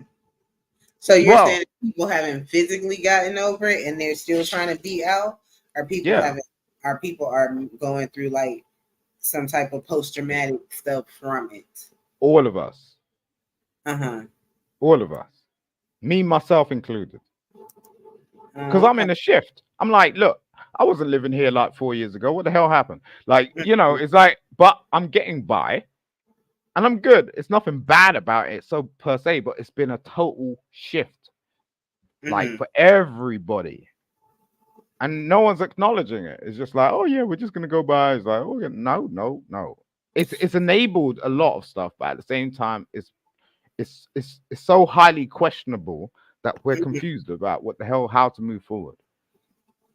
Yeah, well, I see people being diagnosed with it like every day, and it's not like such a endemic as it was, or the uproar that people were going through, the hysteria that people had, just because now they know now just not to trust it and everything that's come out with it. It's like you either make it or you don't. Because at first they had people thinking they were all going to be on ventilators and dying, and now we know that even if you have gotten what they promoted, that you still could have that, get that virus. So Why did you bring up should women drive SUVs? because my boo thing is always talking about that. Every time he sees a woman driving a car or driving crazy trying to park, he's like, "I bet it's a woman." Like women always mess up in SUVs. Yes, Simon. So I want to ask you because Lionel says that if the partner has an issue with their other half having opposite opposite sex friends, that person might be somewhat insecure. He believes insecure, and what did you say? Jealous. Sorry, repeat the question. Lionel said, Insecure and territorial. "Yeah, okay." Oh, there he says territorial. If a person doesn't want their partner to be have friends, female friends and male friends of the opposite sex, then that person is insecure and territorial.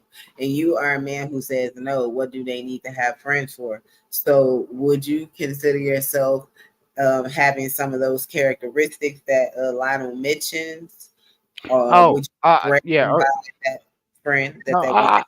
I think as a married couple, you have associates. I don't think you have friends. Like, it's not like I think people get confused about this. You have friends as a infant, right? Hey, Blue Jay. You have friends as an infant. You have friends in high school. You have friends at university. Once you step out of that realm and you're an adult, you don't have friends anymore. No one's your friend. Let's get that shit straight. Like, listen, bro. Look, you could have the biggest part. Look at Puffy. Look at Puffy right now. He's got friends, right? Where's all his friends? Yeah. Listen, it'll come around 30 years, 20, like 40 years down the line. You can invite and have all these parties, all you damn well want. Like, make out like everyone is hugging you and kissing you and rubbing your toenails. Listen, it'll come back. They're not your friends, bro. They will testify against you when it Mm. comes down to it to save their own skin. That ain't a friend. You might look. You Well, might what have look. person has a family and everything? Listen, it don't matter. Might be your sister or brother from another mother, right? So it's just Mhm. listen. If they get that opportunity and someone's throwing like 5,000 bars at them, they're like, "Yo, I don't know this chick." For a second, like because they ain't doing that work. Listen, that's all it is. Ain't no big deal. We know where it is, and we gotta look. That's why people are solitude. That's why we create our own nests. You get what I'm saying? It's like, yo, if I'm gonna get with a chick, I'm like, I gotta check you. I'm not even like doing this whole checklist thing, but I'm gonna go through the process of understanding that you know who I am, or you know what we're about, because I ain't playing. Like I ain't get with you just to like lay down. You get what I'm saying? Like if you want to do that, go to the club. I ain't that dude. You know what I mean? I work hard. I do stuff. And if you're getting with me, it's like a five year minimum term. I ain't even playing that crap. You know, a lot. So if these chicks want to be out here doing that stuff, do that stuff. Go on Instagram and take a butt pic or whatever the hell. You know what I'm saying? Get some short change, whatever. If it's good for you, ain't gonna last. I'll tell you that. Like because you're gonna get old. Like everyone ages. You know what I mean? I don't play that. Like every time, like people like be like responding to this nonsense. It's like for real. Nah. I wanna look every time I get with a chick, I envision us sitting on a park bench at 80 years old. That's my ratio. That's it. I don't buy this imagery stuff. Oh, someone's got some yo, oh, what they call that? Uh what's that website everyone keeps citing for some strange reason? OnlyFans or something like that. I don't know. I don't do porn. I don't do that because I don't get it. I find it kind of ugly to be honest. Like if you can't actually get with a real person in real life, do flesh to flesh. That's crazy. I just don't get it. Like what's so amazing about seeing an image of vagina? I don't get it. Like it's weird. Like at the end of the day, it's like why do people tune into this stuff? It's like very popular for some strange reason, but I don't get it. Like it's wild. What is wrong with just being with a person and admiring It's that person? fancy. They want a fantasy. Yeah. Fantasy of what though? A body part? What the hell's that all Like about? it's That's for the crazy. experience. Mm-mm. I'm What just that? you know how they think. Jesus Christ! Look, bruh. Look, I got a photographic memory. I can't go on porn. Like every time, look, I tried it once. And I was walking around and I had that image in my head and holding my daughter's hand, and I couldn't do it. So I was just like, look, I got to ban that shit from my brain. Okay, I look.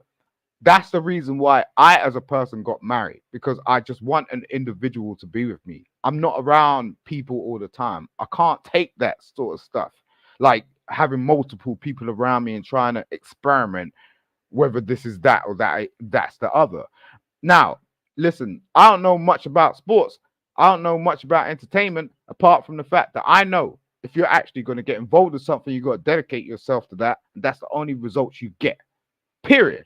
If you start walking around town and dilly dallying and like distracting yourself and dribbling over there when you're supposed to be in the basketball court over there, you're not going to get any results. All you're going to get is confusion because everyone's going to be up in your grill trying to mess around with you, talking some nonsense from the zeros to the heroes. That's how it rolls. You said some really prolific things right there, Simon. Thank you. What are you chewing on? I'm eating a Reese's peanut butter cup. Jesus, that's. Hmm. That's So you're always not allergic then to nuts. no, it doesn't have any nuts in it. It just has peanut butter and chocolate. I gotta watch that all the time. My daughter, man, it's wild. Like every time she had an ice cream yesterday with they sprinkled some hazelnuts in there. It's just like Jesus Have Christ. you I hope I taken your don't. daughter to see the movie Inside and Out? Sorry, say that again. Have you taken your daughter to see the movie Inside and Out? No, she's 6 years old, man. Jesus. Okay. You You take gotta her. send me the link. Send me the link, and I'll see. Is that She movie out in the UK? it don't matter where it is. I'll find it. Mm. But she normally does like child stuff. Do you know what I mean? So, Mm-hmm. the last movie we watched, we went to the cinema and watched Wonka. You know, like Charlie and the Chocolate Factory Mm-hmm. um, interpretation of when he was younger. Mm-hmm. It was like a prelude. She really liked it. She don't really like being in closed spaces, especially when it's dark. Mm-hmm. So the Oh, whole idea of cinema to her is like, you know, to us it's like, oh, you go to the cinema, yeah, blah blah. And like she was like, nah, I don't really like this. She don't like being in closed spaces. She's kind of autistic, so like she's free thinking. is she kinda autistic or is she autistic? No, she ain't. Well, there's a you could do a test. Um, she ain't diagnosed autistic, and so the thing is there's there's also like the Asperger syndrome thing, Mm-hmm. and they don't even classify that as anything anymore because um the thing is the world we're actually walking into leans towards people with Asperger's. The Mm-hmm. whole AI thing, the whole computer generated thing, the whole technology thing is geared towards people with autism and Asperger's. Well, Um, Asperger's syndrome is like a different like a kind of autism though, right? yeah, And they have autism is a spectrum. So so they usually have issues with what socializing and yeah. So this is communication, what I'm right? saying. You don't this new age. They don't want you to be social. Period. Is social media not socializing though? No, I mean, are we not socializing right now? Yeah, I'm a no, little confused, Simon. no. You're not, Lionel. If you want to socialize with me, you'll take my number down and go, hey.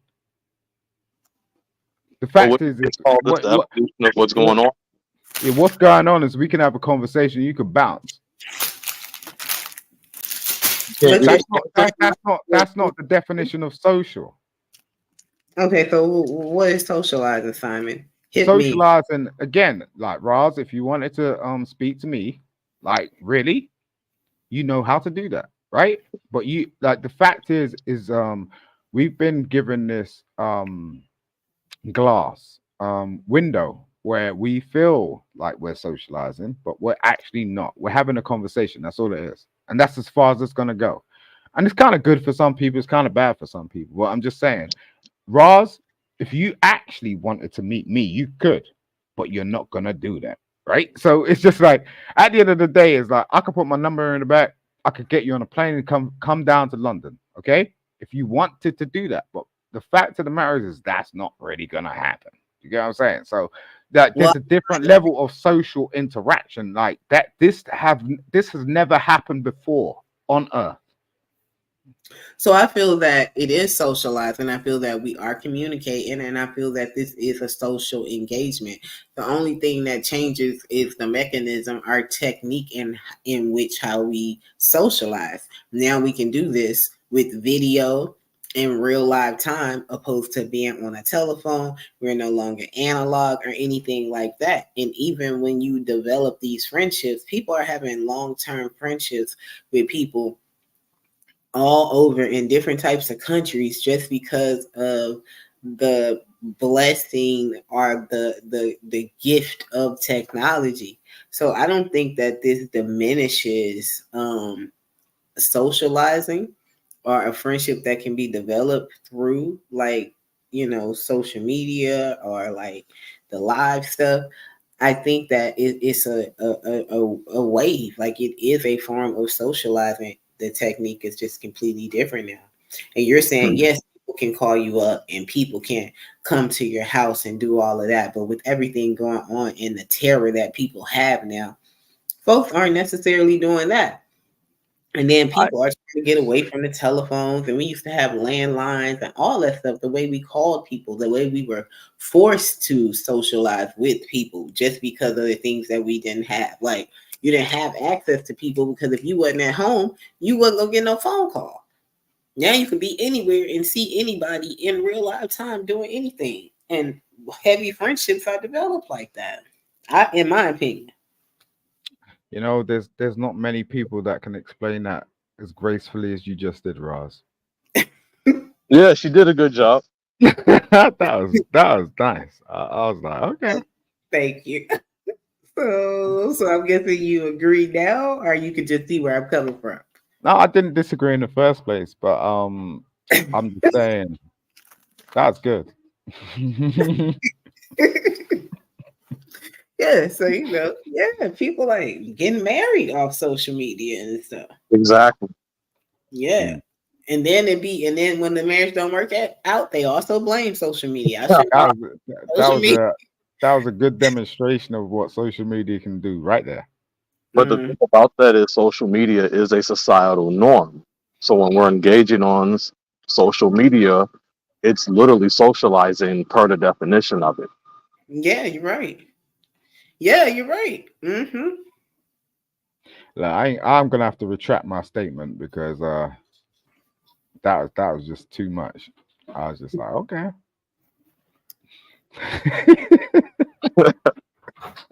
It's funny, yeah. I've met a lot of people over on YouTube. Do you think that when you're meeting people online that you should meet them?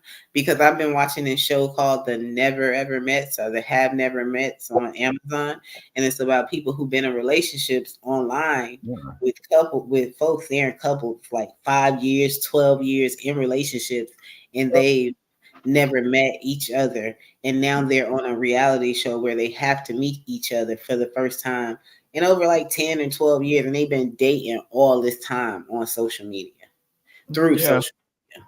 No, I'm getting married like to somebody that I met over the internet. So Yeah, I think that is the time where you should meet them, at least at like that sometime in within that first year. Like you can't be going no 12 years not meeting somebody, not even 5 years, I think. And you it's telling yeah, them but I of don't them know what's wrong with that. and you never see them, you think that that's not an issue, Well, Simon? we talk about vetting all the time, right? So Come on now, if I'm in a relationship with somebody online and I'm still dating them for 3 or 4 years and there is no push for them to try to come see me or me to try to come see them, then I wouldn't take that. I wouldn't think that that person thinks of me in a serious way. I think that when yeah, yeah, most of these people are young people. They don't have like the resources to actually meet, right? Like if you're an adult and you got work and stuff, that's different. But most of these, I see the program because we have the same thing over here. But I think they're called the undateables or some shit like that. But it's just like they're young people. Like if you're living at home with your parents and stuff, like you ain't got no push. Like in Mhm. terms of like meeting, so and you might actually really engage it. I didn't believe in this shit. Like I've only been divorced for like 3 years, so when I started getting on the internet and hearing all this shit about the potential of what it is, and like meeting people and like engaging with people that might be like minded, I had no faith in that at all. I was like, nah, that ain't happening. Nah. And everyone was like, oh yeah, maybe, maybe. And I was like, I ain't even here for that. Do you know what I'm saying? But what happened? Jesus Christ. What happened, Simon? What happened? You met somebody Listen, else online? yeah. I was just like, Jesus, like, what the what? Listen, man. And this is it's kind of interesting because it's like um we're making plans and shit. And we're trying to do it properly. We're not being explicit about it, but it's just like I'm like, Jesus, you actually there? listen, I used to do music and stuff, right? And one of the reasons I used to do music was the same thing. I was trying to reach out to somebody that understood what I was about on a basic premise. I was screaming and shouting and writing lyrics, and like I went to the whole extent of playing instruments, getting signed, and all that extraordinary stuff just because I wanted to understand if someone was out there in the world that understood what I was about in the world, not my next door neighbor, not my borough, not my community. I ain't give a crap about that because I already ran through that as a child and no one was reaching out to me. So I was like, listen, what have I got to do to get my voice out to somebody, just to be with somebody out in the world that actually relates to what I'm doing and talking about? I didn't want to hurt nobody. But the fact is, it led to that sort of stuff because I was angry. I was just like, yo, no one's listening to me. No one understands where I'm coming from. Not even my parents. Like, not even my family, not even my close friends, nobody. I feel isolated. But I got this voice, right? I'm a scream and shout and go, okay, look, is there somebody out there that can relate to me? One, there has to be one person. Or am I just a Mr. Freaking Meaner? You know, and it's hard. It's hardcore. It's really harsh. Like to feel like you're isolated, backed into a corner. No one actually understands what you're talking about. Yes, I can get by. I could pay my bills. I could go and do a job. You know, I could just I just put food in the fridge and cook. Every 2 seconds, go to the fast food store every now and again. Say hello to the neighbors. Like give myself a wave in the mirror and smile and practice that. And walk out and do it to everybody else. That makes me feel like it's okay to be here. Mm.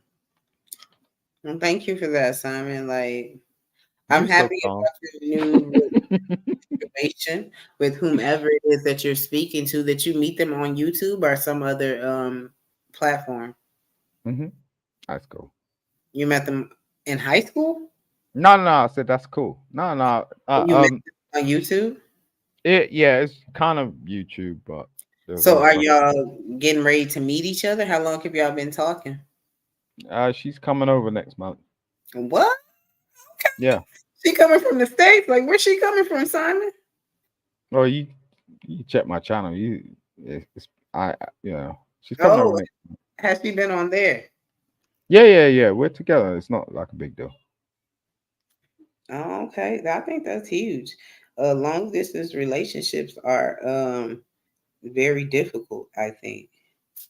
Well, it depends. Again, we come back to this thing about experience, right?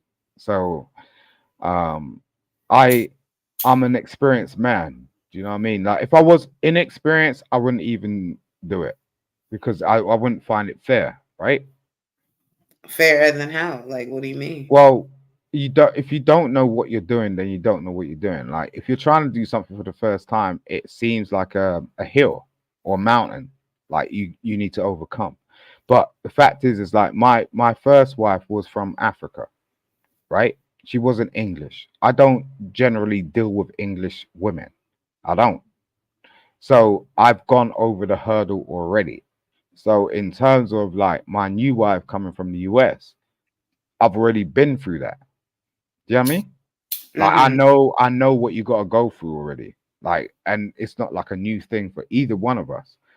You know, the basic premise of becoming a British citizen and all that sort of shit. I'm not even talking about visa passes. Like, I've already done that. You know what I'm saying?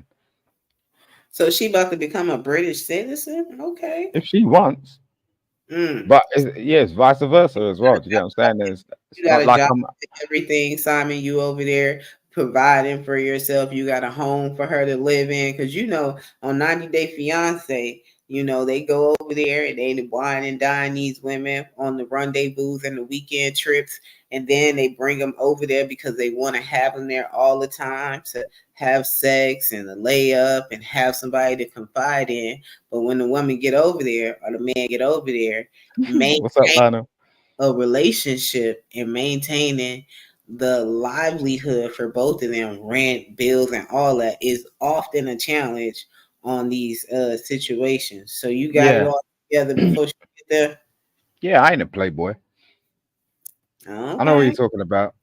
I ain't a playboy. Like, I was married for 10 years. I don't date.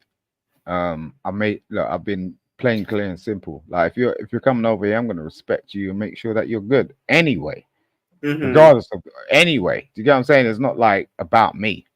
Mm.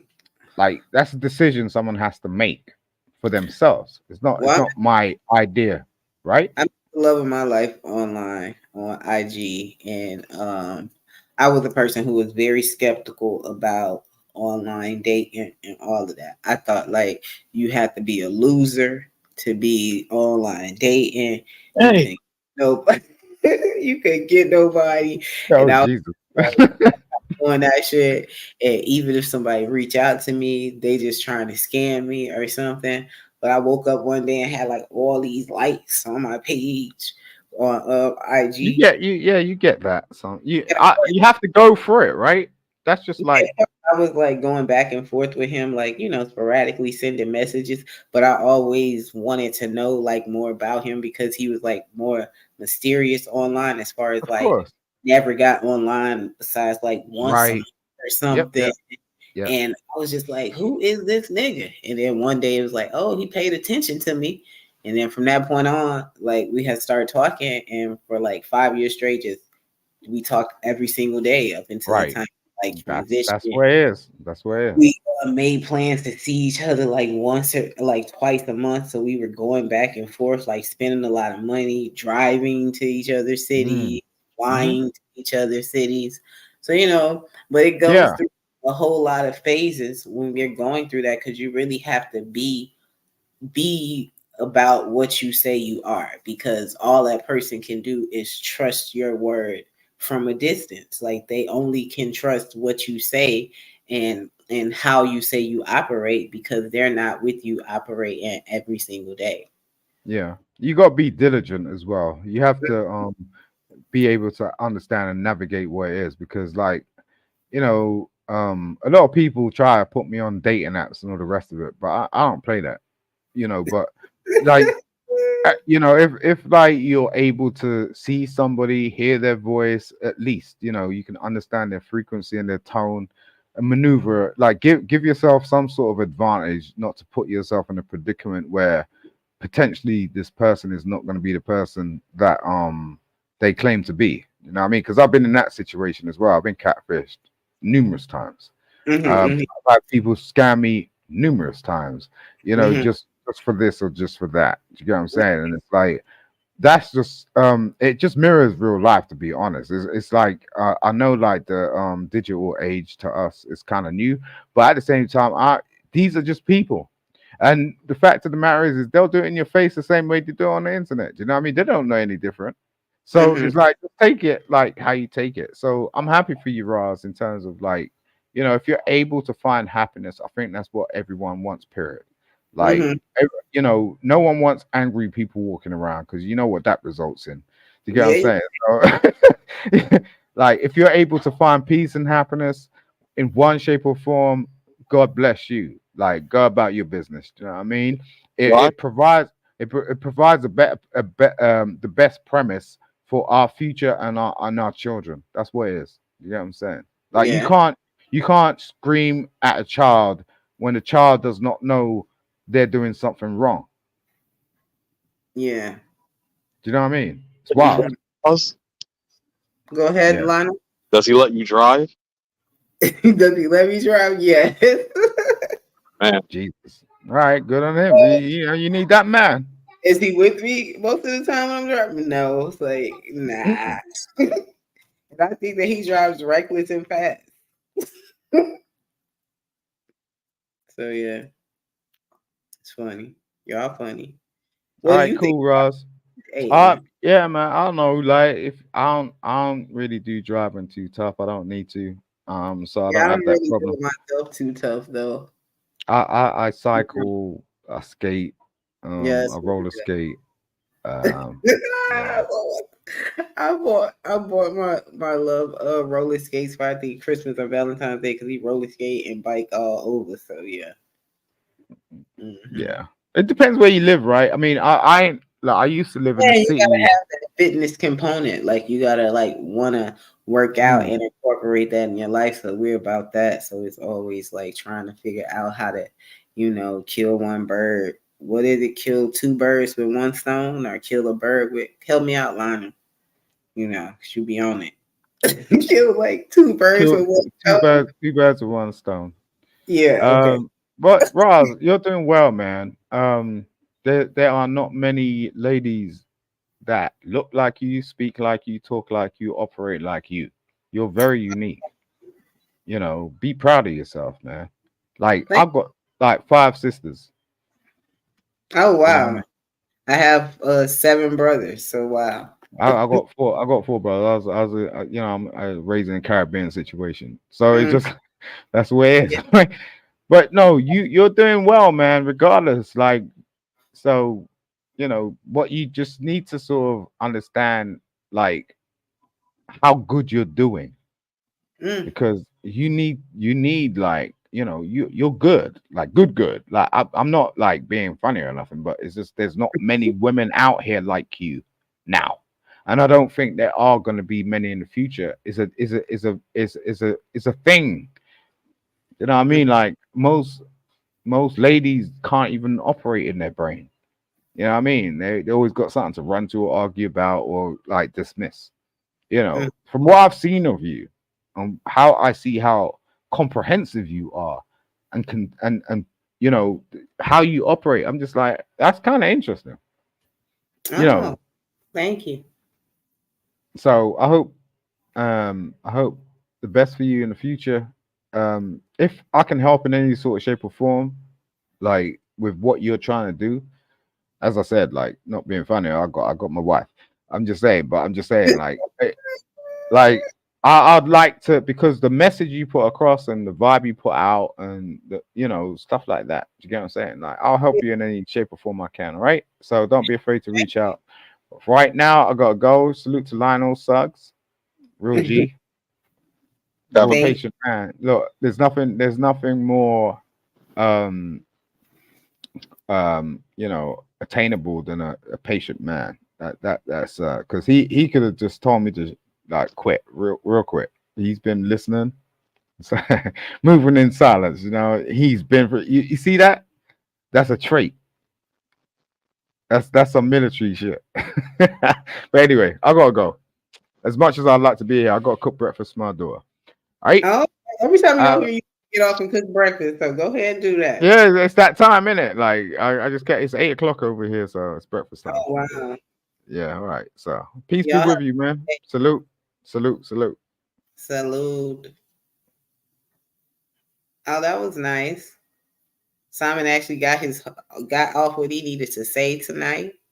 When nobody trying to cut him off, boot him off, any of that. I appreciate that. And he always has some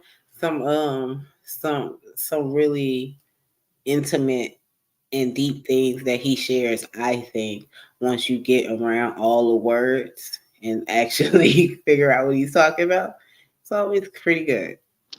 I do think there are a lot of impatient people when other people are trying to talk. Hmm. Um, I, s- I was saying it before I even met you. Too many people listen to respond instead of understanding. Yeah, exactly. And that's what I try to do on here, like let people speak and be heard. Even if you agree with them and don't disagree, like or even if you agree or disagree with them, people still should be able to say what they think. And folks don't value other people's thoughts. They would rather you think like them and be like them opposed to be indifferent from them. I agree. Yeah, that's yeah, like they act as if that's tragic. It's nothing wrong with that. Nothing wrong with that. Hmm. How's the work night going? It's almost over. Oh, that's good. How many more hours you got going? It's I'm what, hours. I don't know. three? Depends on what we get done. And you haven't had to fire anybody lately? No, no, I haven't. The current people is actually pretty solid. Oh, okay. Well, that's pretty good. There was a period when you had to rotate people out. Mm. I am trying to get my mind wrapped around being committed to my job and moving on. Because I can do that, committed to what I do in the population that I work for. When I know that it's time for me to just move right along, I'm trying to do that. Wait a minute. Are you staying committed to your goal? Yes, I am, but I feel like that goal can be achieved in other places, like more so right now than what I'm going through to get it right now. If that makes Okay. sense. Yeah. And because I don't want to leave the organization that I work for, I guess I would say missed out on opportunities, didn't go to interviews and all this kind of stuff because I just didn't want to take myself away from my company now. That's crazy. Crazy. You can get another opportunity. Yeah, you're right.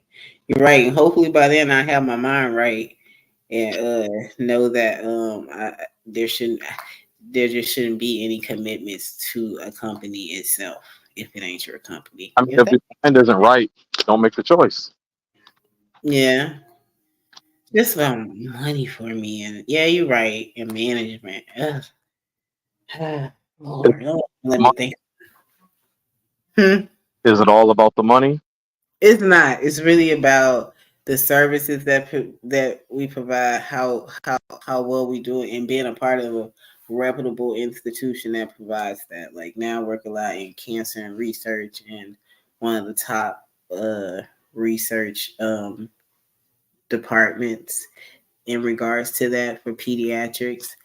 And I've been going to a lot of other um, places who want to interview and stuff, and they're good companies too, but they're not us as far as like how we work with patients, what we do, my role in regards to patients, and then the relationships that I've developed with the patients. So that is really important to me. And though I can do that somewhere else, I don't know if the company will produce like we produce.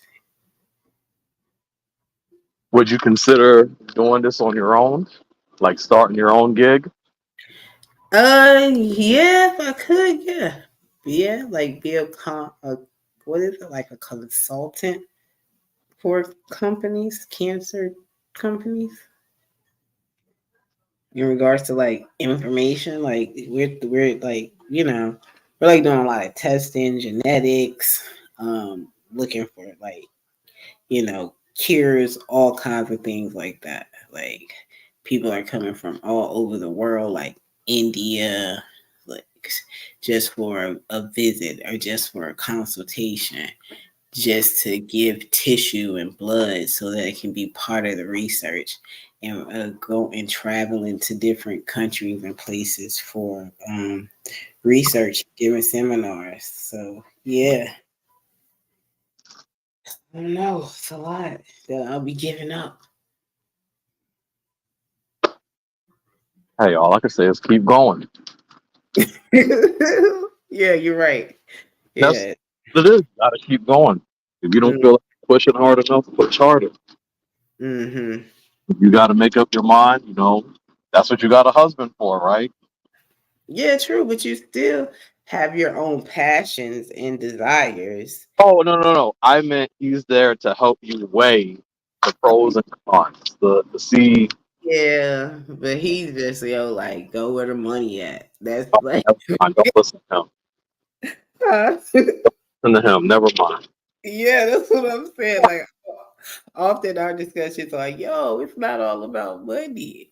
Like, no, he's like, go where the money at, or he's like, does it make you money? Does it make you more money? Like Dang. Well, I mean, I get it, but fulfillment is just as important, though. yeah, helping hand says it's tough, especially if you actually work for a place that you know has cut you a few breaks versus stepping through a new door with new possibilities on the wrist. You'll just be in the yeah, you're right. Yep, that too, that too. Yeah, and he's like, yeah, does it make you more money? So I'm like, whew, yeah. Hmm. So I don't know. But we shall see. But I know the first thing is I have to get out of my mind that I'm committed to that. I'm committed to what I do, and I can definitely do that anywhere with any company.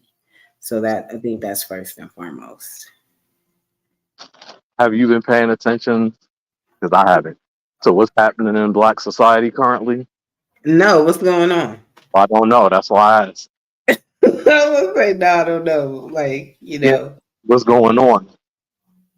yeah, I have no idea. I heard that Snoop Dogg crowned Kendrick Lamar the king of the West Coast, I think. I'm not a fan. Okay, real talk. I'm not a fan of rap music, hip hop culture, any of that. Oh man, so you wasn't feeling my Dave West when the show started. I don't ever feel your music, but I listen to it. I love how honest you are. But I'm not a fan of any of it. I don't think it does anything for the Black community. Nothing positive. But you would support positive rap and hip hop, right? I would, Okay. but I just don't. But we've seen our culture. That's Hmm. not what we generally do at large. True, true. You understand. Yeah, you're right. Yeah, it's all about selling and making the dollars, making them dollars. So they'll do any and everything for that in regards to that industry, I feel. Like it really does nothing. Again, nothing for us. They're pure actors. They promote gang activity, sexual explicit behaviors, and then they come off later on in life or in these interviews and preach that they're Christians and they live this life and they're great mothers and parents. So essentially, they're just a gimmick and an actor out there on stage when it comes to this hip hop stuff and these new age people. And they are very influential in all the wrong ways. Yeah, you're right. I know you care all about the kids, so yes, I understand. Yeah, you're right. Have to be showing them, effectively better Hmm. presentation. Yeah, and it's so hard to protect your kids from all this stuff out here on like this on the YouTubes and everything. Even on the little Amazon, Timo stuff, those little state things where they selling all types of shit. Like, yeah, because they just have all this access. And my kid has like a tablet, a couple, two tablets. Lord, I have to like block things, and when I block them, it's like it come back on, and she don't understand. Like, look, I didn't see you bring it back on, put it back on there. These new AI games, Lionel, they're talking to the kids, and they're saying, I got a whole sister that I'm the only one she talks to because her father's a deadbeat and mom got her own issues. So I'm hearing all the stuff she's talking to me about with these games, and it's just you got to adapt to it. yeah, that's what I try to tell my husband. You gotta adapt to it. Like he's like, oh no, like nah, like they just can't have it. When I was a kid, it wasn't like that. Like and then you try to get people upset. The world is changing, so Okay, you have but to different uh, parenting. did you not have your challenges as a child that might have been difficult for your parents to relate to? Mm-hmm. Yep, you're right about that. You're right. It's all about adaptability. Mm-hmm. So you think that parents should adapt? I think, well, yes, but I also think parents, the older they get, the harder it is for them to adapt with their child Mm-hmm. because Okay. they become stuck in their mentality. I can understand that too. You're right. I always call it the Matilda parents mentality. I'm right, you're wrong. I'm big, you're small. Yeah, you're right. And That's I what don't like that. I don't like that. I'm your mom because I said so type thing. exactly. Mm-hmm. That's why you hear so many of these parents complaining that they can't understand the homework that's being sent home. Yeah. Or I can't understand why you would want to be on this game a day or why you would want to do this. Yeah. Adapting to the children. Yeah. Exactly. And yeah. I agree with that because I have to tell people that to my mom's like, she's on the game, so all this time on the tablet. Do you have her doing this? Yeah, she doing all that on the tablet. Like, but it's not like hours and hours of it. Like it's a time frame, it's a learning, all of that. But some parents just don't adapt, and oftentimes I feel like, well, you don't have to adapt. You're the parent, so you lay down the foundation of how you're going to be raising your kid. I get that. I get that. I Mhm.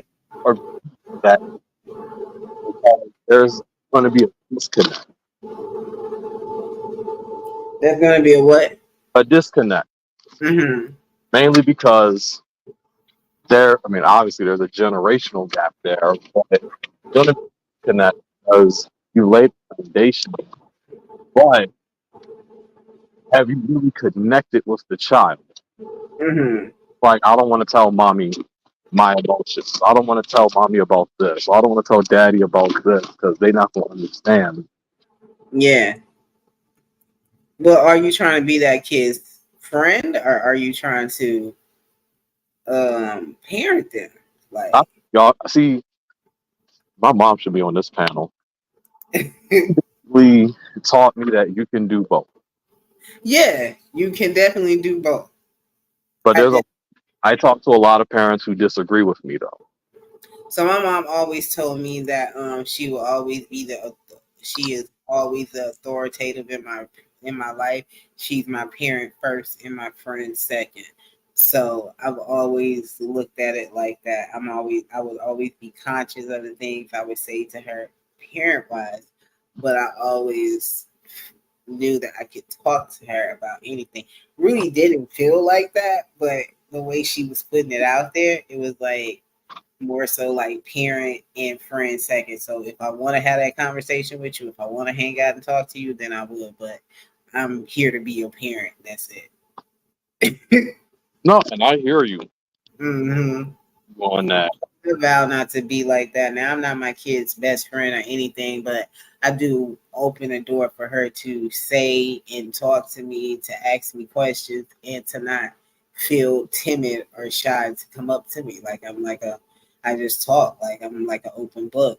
And I am always censoring things and thinking about what I'm saying to her and how I talk to her, the things I say, because I have a sense of responsibility there of what I tell her and things that she will learn from me.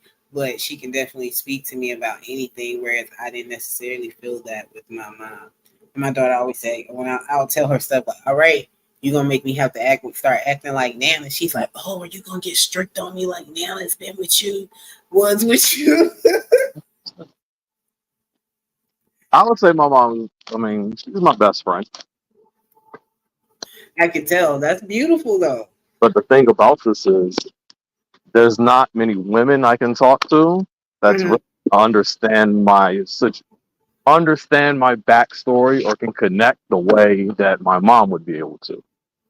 And I think, and I can understand what you say about those women because the love of my life is very close to his mom. Like, speak to his mom like every single day, and that was very different for me. I didn't come from that type of situation. Like, me and my mom are close, but I speak to my mom probably every 2, 3 weeks, and we're in different cities, states. So he would say things like call your mom, and I'll call her. I'm like, yeah, I called her. She told me to call her again next Sunday because she's doing something like that. But he talks to her all the time, and it's like, what is that about? And it makes you like feel. Sometimes it can make you feel a certain kind of way, where it's like you felt like you've always respected a man and his relationship with his mom, but to see a man and his mother be like quote unquote friends or best friends, Not and quote unquote. okay, we'll be friends or and best friends, and it's not a unorthodox relationship. It's just different. And then, but there are negative connotations that can be said about those type of relationships. So I'm gonna add to that. Just in a different. My mom's boyfriends and her two husbands had always had a problem that me and her were close. Always. Oh, they was like, oh, get this little nigga up out of here. Yeah, every one of them always had a problem. Wow.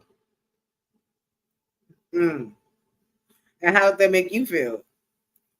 I mean, I was the man of the house, so I didn't really care. Mm-hmm. Like I was the little boy sizing these grown men up just because I could. Mm-hmm. It's not respectful.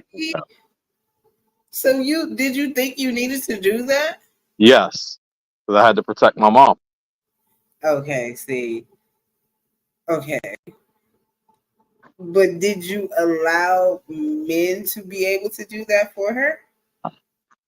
Let's be real. These guys are 25 to 30 plus years old. I'm a child. They need to So be men. so you didn't have so you had the capacity to know that they were supposed to do that, but you didn't feel that they were doing that. They weren't doing it. Didn't have to feel it. They weren't doing it. Okay. And did you give your mom if I'm asking too much, please tell me. Did No, you you could.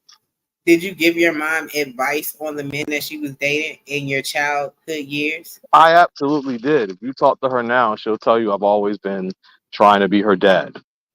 Yes, so I think Lionel, that is I think that that would be a lot for a child to be that involved in their parents' life, like in that parent's part of that life, Oh, I, because you because granted y'all friends, but you would have to let her parent you also, right? oh, I let her parent me. Her punishments were the worst. I'll tell you that. Hmm. Yeah. Okay. I feared her more than I feared any god. So often, do women understand? So you have issues when you're dating women? Do they understand your relationship with your mom? You said they don't. Do not. They feel like my mother expected way too much of me, put way too much pressure on me, and they don't like the expectations that she has of word for word. Well, a lot of them have said. And have those relationships lasted? Nope. Mm. And is this because of other things, or because you have chosen your mother over the women in your life? No, no, no. It's because of other things. Okay, okay. I mean, I work, so I don't I'm. have to talk to her in front of them. I can go to work and talk to my mom, or Mm-hmm, my hike and do it. mm-hmm, That way they can feel like, oh, okay, so I'm giving them the time they need. mm-hmm. Okay. Wow. Wow. So a lot of men probably deal with that issue then. Deal with this. I'm assuming they do also. I mean, I heard men talk like that. Yeah. And but a lot of men say that once you're in I hear a lot of men say that once you're in a relationship though with a woman, that woman should come first. But she should be your wife though, I think, right? Say it again. That once you marry a woman and it's always like isn't mom or wife or mom, a lot of men have said that the wife should come first. Yes, that's what a lot of guys say. They're talking to them behind closed doors. Then they're basically telling you it's their mom. Mm-hmm. But a lot of women notice that. That's a lot of women have made those complaints. Mm-hmm. So if So the is that women a do, problem? Is that problematic for us? is it problematic? I mean, from a man's perspective, no. But from a woman's perspective, I can see y'all thinking something different. Yeah, so I think that uh, there's definitely no comparison between a woman or wife and a man's mother. That's what Like I. they're definitely two different roles. But if that man has some type of unorthodox or out of the ordinary type of relationship with his mother where the woman is feeling some type of way, I think that he should definitely listen and validate, you know, what it is that she's feeling and try to explain that. And if there's no understanding there, then maybe he would have to leave that woman alone. I agree with everything you just said. I couldn't have said it better. I'm serious. Couldn't have said it better. Yeah. Yeah, because I think that's just like, because then it just rears off of probably like jealousy or envy But what is the woman jealous of? That's his mom. Like of the woman that time, gave it to the him. support that you're giving to your mother, the love that you have. Like that woman may feel that she doesn't receive that type of love, that type of care, like all of those things that you're giving to your mom. And they might feel that it's blocked because you're not open enough to love someone else. Y'all, wow. Yeah, it's crazy, huh? And granted, you're not loving your mom in some type of, erotic, compassionate way like that. I've heard women talk about mama's boys and how it's unattractive. And I'm sitting here thinking, so would you rather me not talk to my mom? Maybe once every other month or something? Yeah. Because if that's how I'm talking to my mom, you should be worried about me as a father. Mm-hmm. Yeah, you're right. Yeah, you definitely right about that. Hmm. I take parenting extremely seriously. How a man treats his mom, that's everything. Mm-hmm. Yep, I agree. I agree. Well, Lionel, thank you for talking to me tonight. I have hit this 2 hour and 30 minute mark, and I told this man tonight that I was not going to be long. So I think that I'm going to be coming to an end now. Is your shift coming to an end? Oh, it's coming to an end. We almost over. Look at that. I'm glad I helped you get through the night and you helped me get through the stream. Yeah, I'm gonna have to send you some coins. Oh, it would be appreciated if you do, but it's never a must. I got your message on IG and that was worth more than anything. So thank you very much for sending me good vibes and checking up on me throughout the week. So I appreciate that. We, hey, this show gonna grow, bros. We already watching it grow. It's quality stuff. Even my mom said she liked the vibe of it. Yeah, that was a pleasant surprise. She's beautiful, Lana. Like, Oh, but yeah, yeah. I always say that. Everybody Yeah, says she's beautiful. yeah, she is. She had a vibe too, so I appreciated that. You get into her head. Yo, hey, once you get these kids and once they raised and grown, it's time to start living again. She just re-released her documentary and still trying to find a date, but we're gonna be reviewing it and Hmm. saying things, basically just putting that message out there to motivate people. Yeah, that'd be awesome. Do y'all have like a website or something? No, it's just the YouTube channel. Oh, really? I'll And send. Oh, I've sent you a link before. Oh, I'm sorry. You guys send that. Yeah, please. No, it's fine. Yeah. Did I see it? I didn't see. Oh, I haven't seen it yet. I do have the link. Think I saved it. Yeah. Sorry, I've been here. Our first topic is supposed to be about resiliency. Oh yeah, resiliency. Yep. Whew. When I think about that in life, you need that every day. Yep. Every day. I'm gonna use some of her story to talk about resiliency. Although, Hmm. like I'm going to be the main one talking. Like narrating it. Yeah. Okay, that's awesome. Helping Hand says, "Sorry, I have been here. I would have been here earlier, but was carousing with that no account junk out."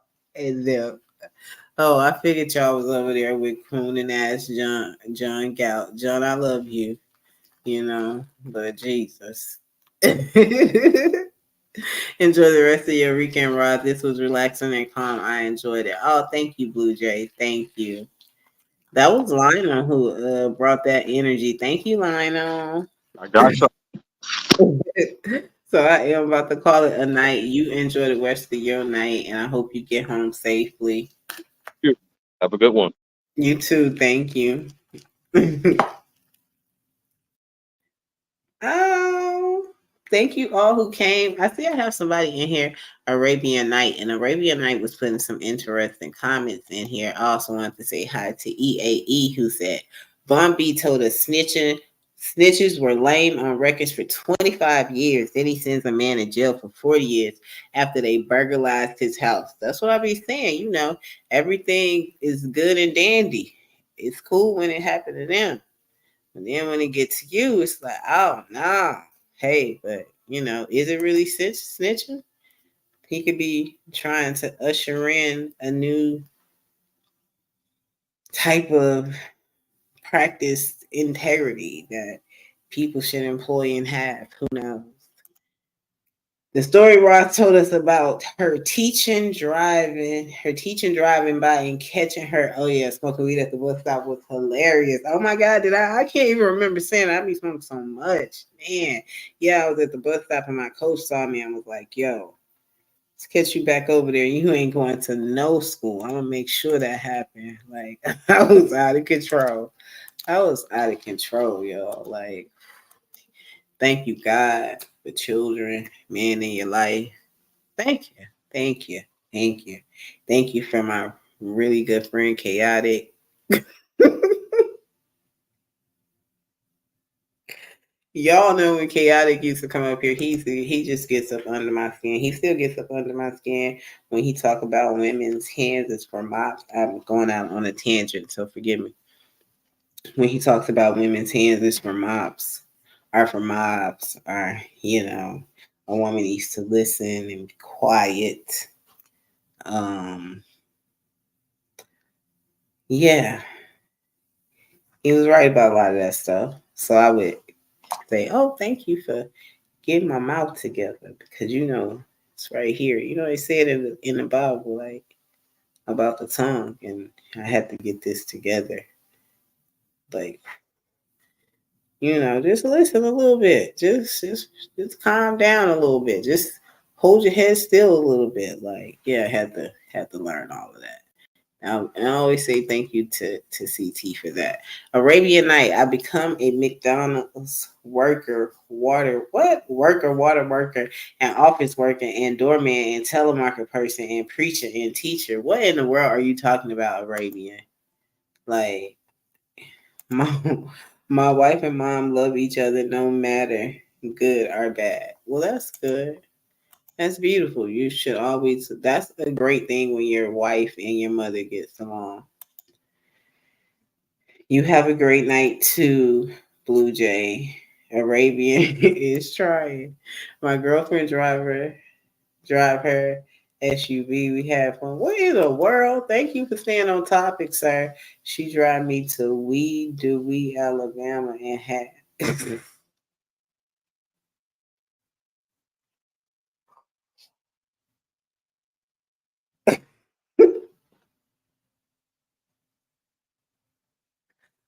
Oh my God.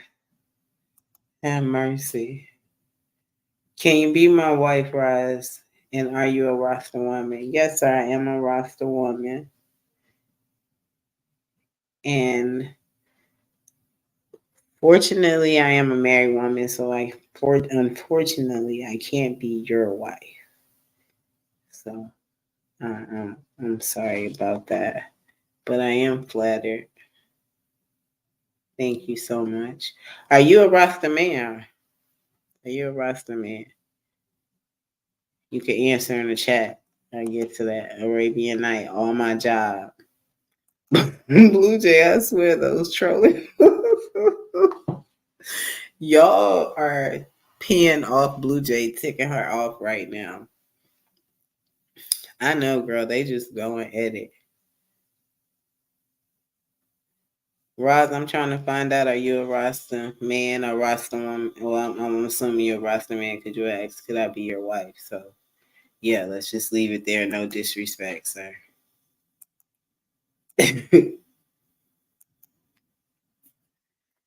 I need to find out what John was talking about tonight. I know he was over there clowning. I know he was over there calling people ninjas. I know he was over there smoking a lot of green and drinking and calling folks degenerates of the world while he was possibly doing degenerate things. When because over here we smoke and drink too, but we just a little bit, dignified over here. And we don't talk about those who are unlike us in this world. But I love you, John. Arabian Night, Ringo TV reaction. He say, "Why money and wealth have no value when you're alone." Blue Jay, oh no, they are off the chain. You break my heart. I used to be a Rasta man. I'm now Nazareth. Oh, okay. Oh, well, blessings to you.